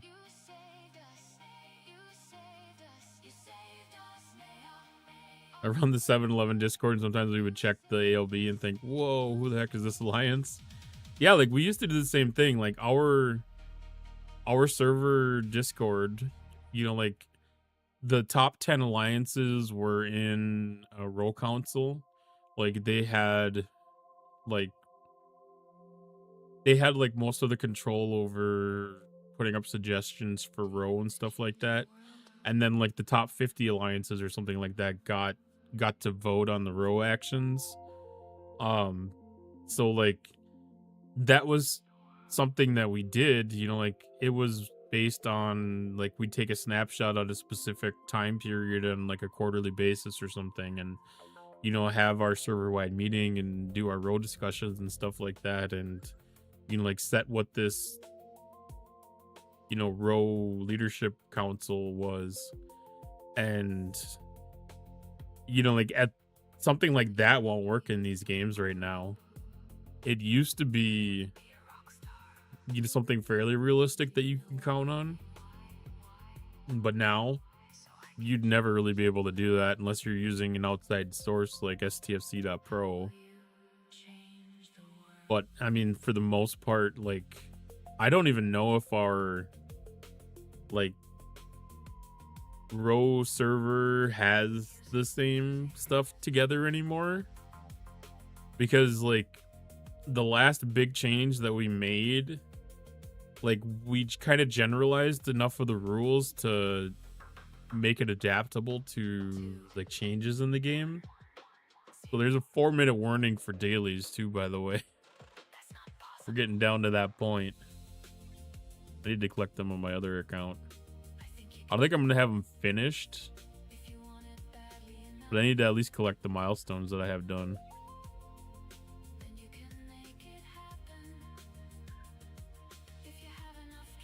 Ooh, that needs 15 more points. Is there a quick way to make 15 points? Finish a research project. Done.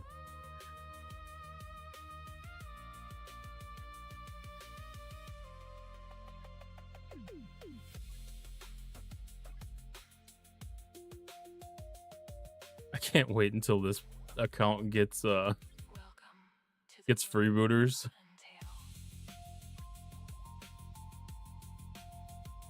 I'm also a little curious to see how archiving the Franklin, if that's going to change the dailies. Like, if Swarm's going to continue to be part of the dailies, or if when I archive the Franklin, if the dailies become an autocomplete when I collect the archive. Like, that's going to be interesting. Oh, Maverick task reset too. Be sure to collect your Maverick tasks if you haven't done that. Oof, I forgot about that. I did mine yesterday. I think I finished it up this morning. I finished collecting the things, but we might have had somebody do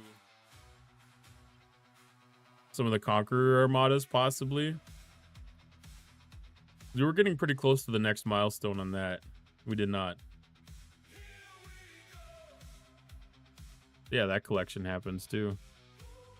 Did I call them freeloaders? I might have. Because that's exactly what they are.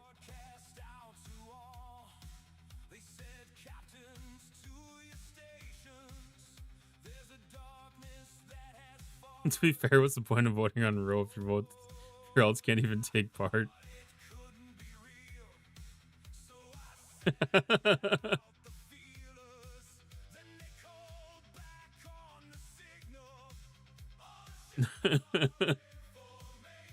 Oh man, that's a whole can of worms right there. Calling people freeloaders is could be taken a little far. Although every alliance is going to have them. There are going to be people that exist that are like that. DOS might be a little bit different, though. They might keep enough tabs on people that they might have that fairly well taken care of.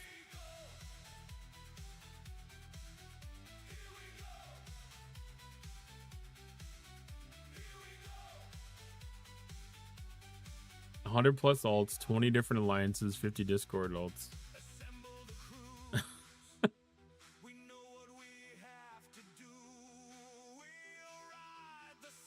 No free-to loaders allowed, 100% participation. Yeah, that's definitely not the case with our alliance. We're very open and accommodating. But we do have a fairly... We don't have a requirement to any kind of activity, but we keep a fairly active roster in place. Not necessarily people that compete against events, like, heavily, but, like, we have a pretty good amount of people that log in, not even necessarily daily, but on a regular basis. You know, like, they might only play the game 3 days a week, but they're still in and playing the game. Like, I think most of our alliance hits the bottom of that. Have a good night, Ellie. Thanks for stopping by. I need to probably put an end to it myself. It's 11 o'clock here.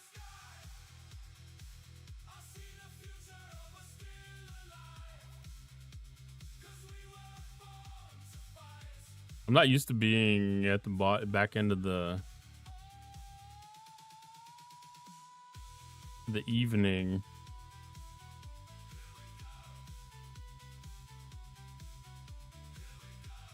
I need to reset my game. Not reset my game, reset my dashboard. It still showed me Fosso streaming.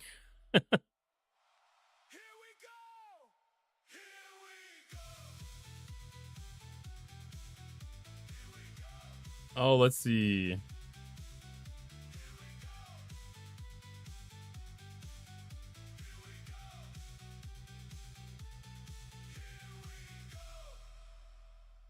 I never get to raid a Baldrin. I shouldn't say don't get to. He's usually off. He's usually not on by the time I'm getting done.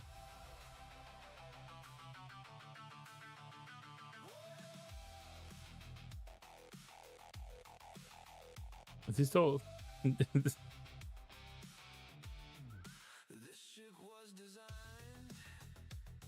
There, he's focused on the game. I was like, oh no. There, we can go raid a Baldron.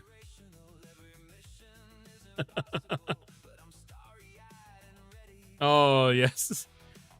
Tepish is a different level of participation in this game for sure. And I'm not going to lie, I actually made a third account. I threw an account out in APAC just in case they do make some changes to where APAC starts really getting events early. Like being able to get an opportunity for some preview things. I decided to put an account over there just in case. So I have a third account that I could potentially start playing on. Hit or miss. Gonna be very, very, very, very, very, very, very, very light interactions if I do. Probably never see it on stream unless anything starts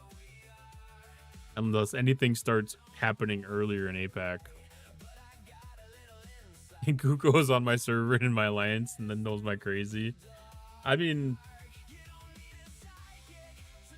I don't even know if I would consider it crazy as much as it is devotion. You know, like dedication. Anyways, thanks everybody for stopping by tonight. I appreciate all the raids, all the bits, all the loves, all the subs. I'll catch everybody back on Wednesday at 8 p.m. Eastern to get more preview.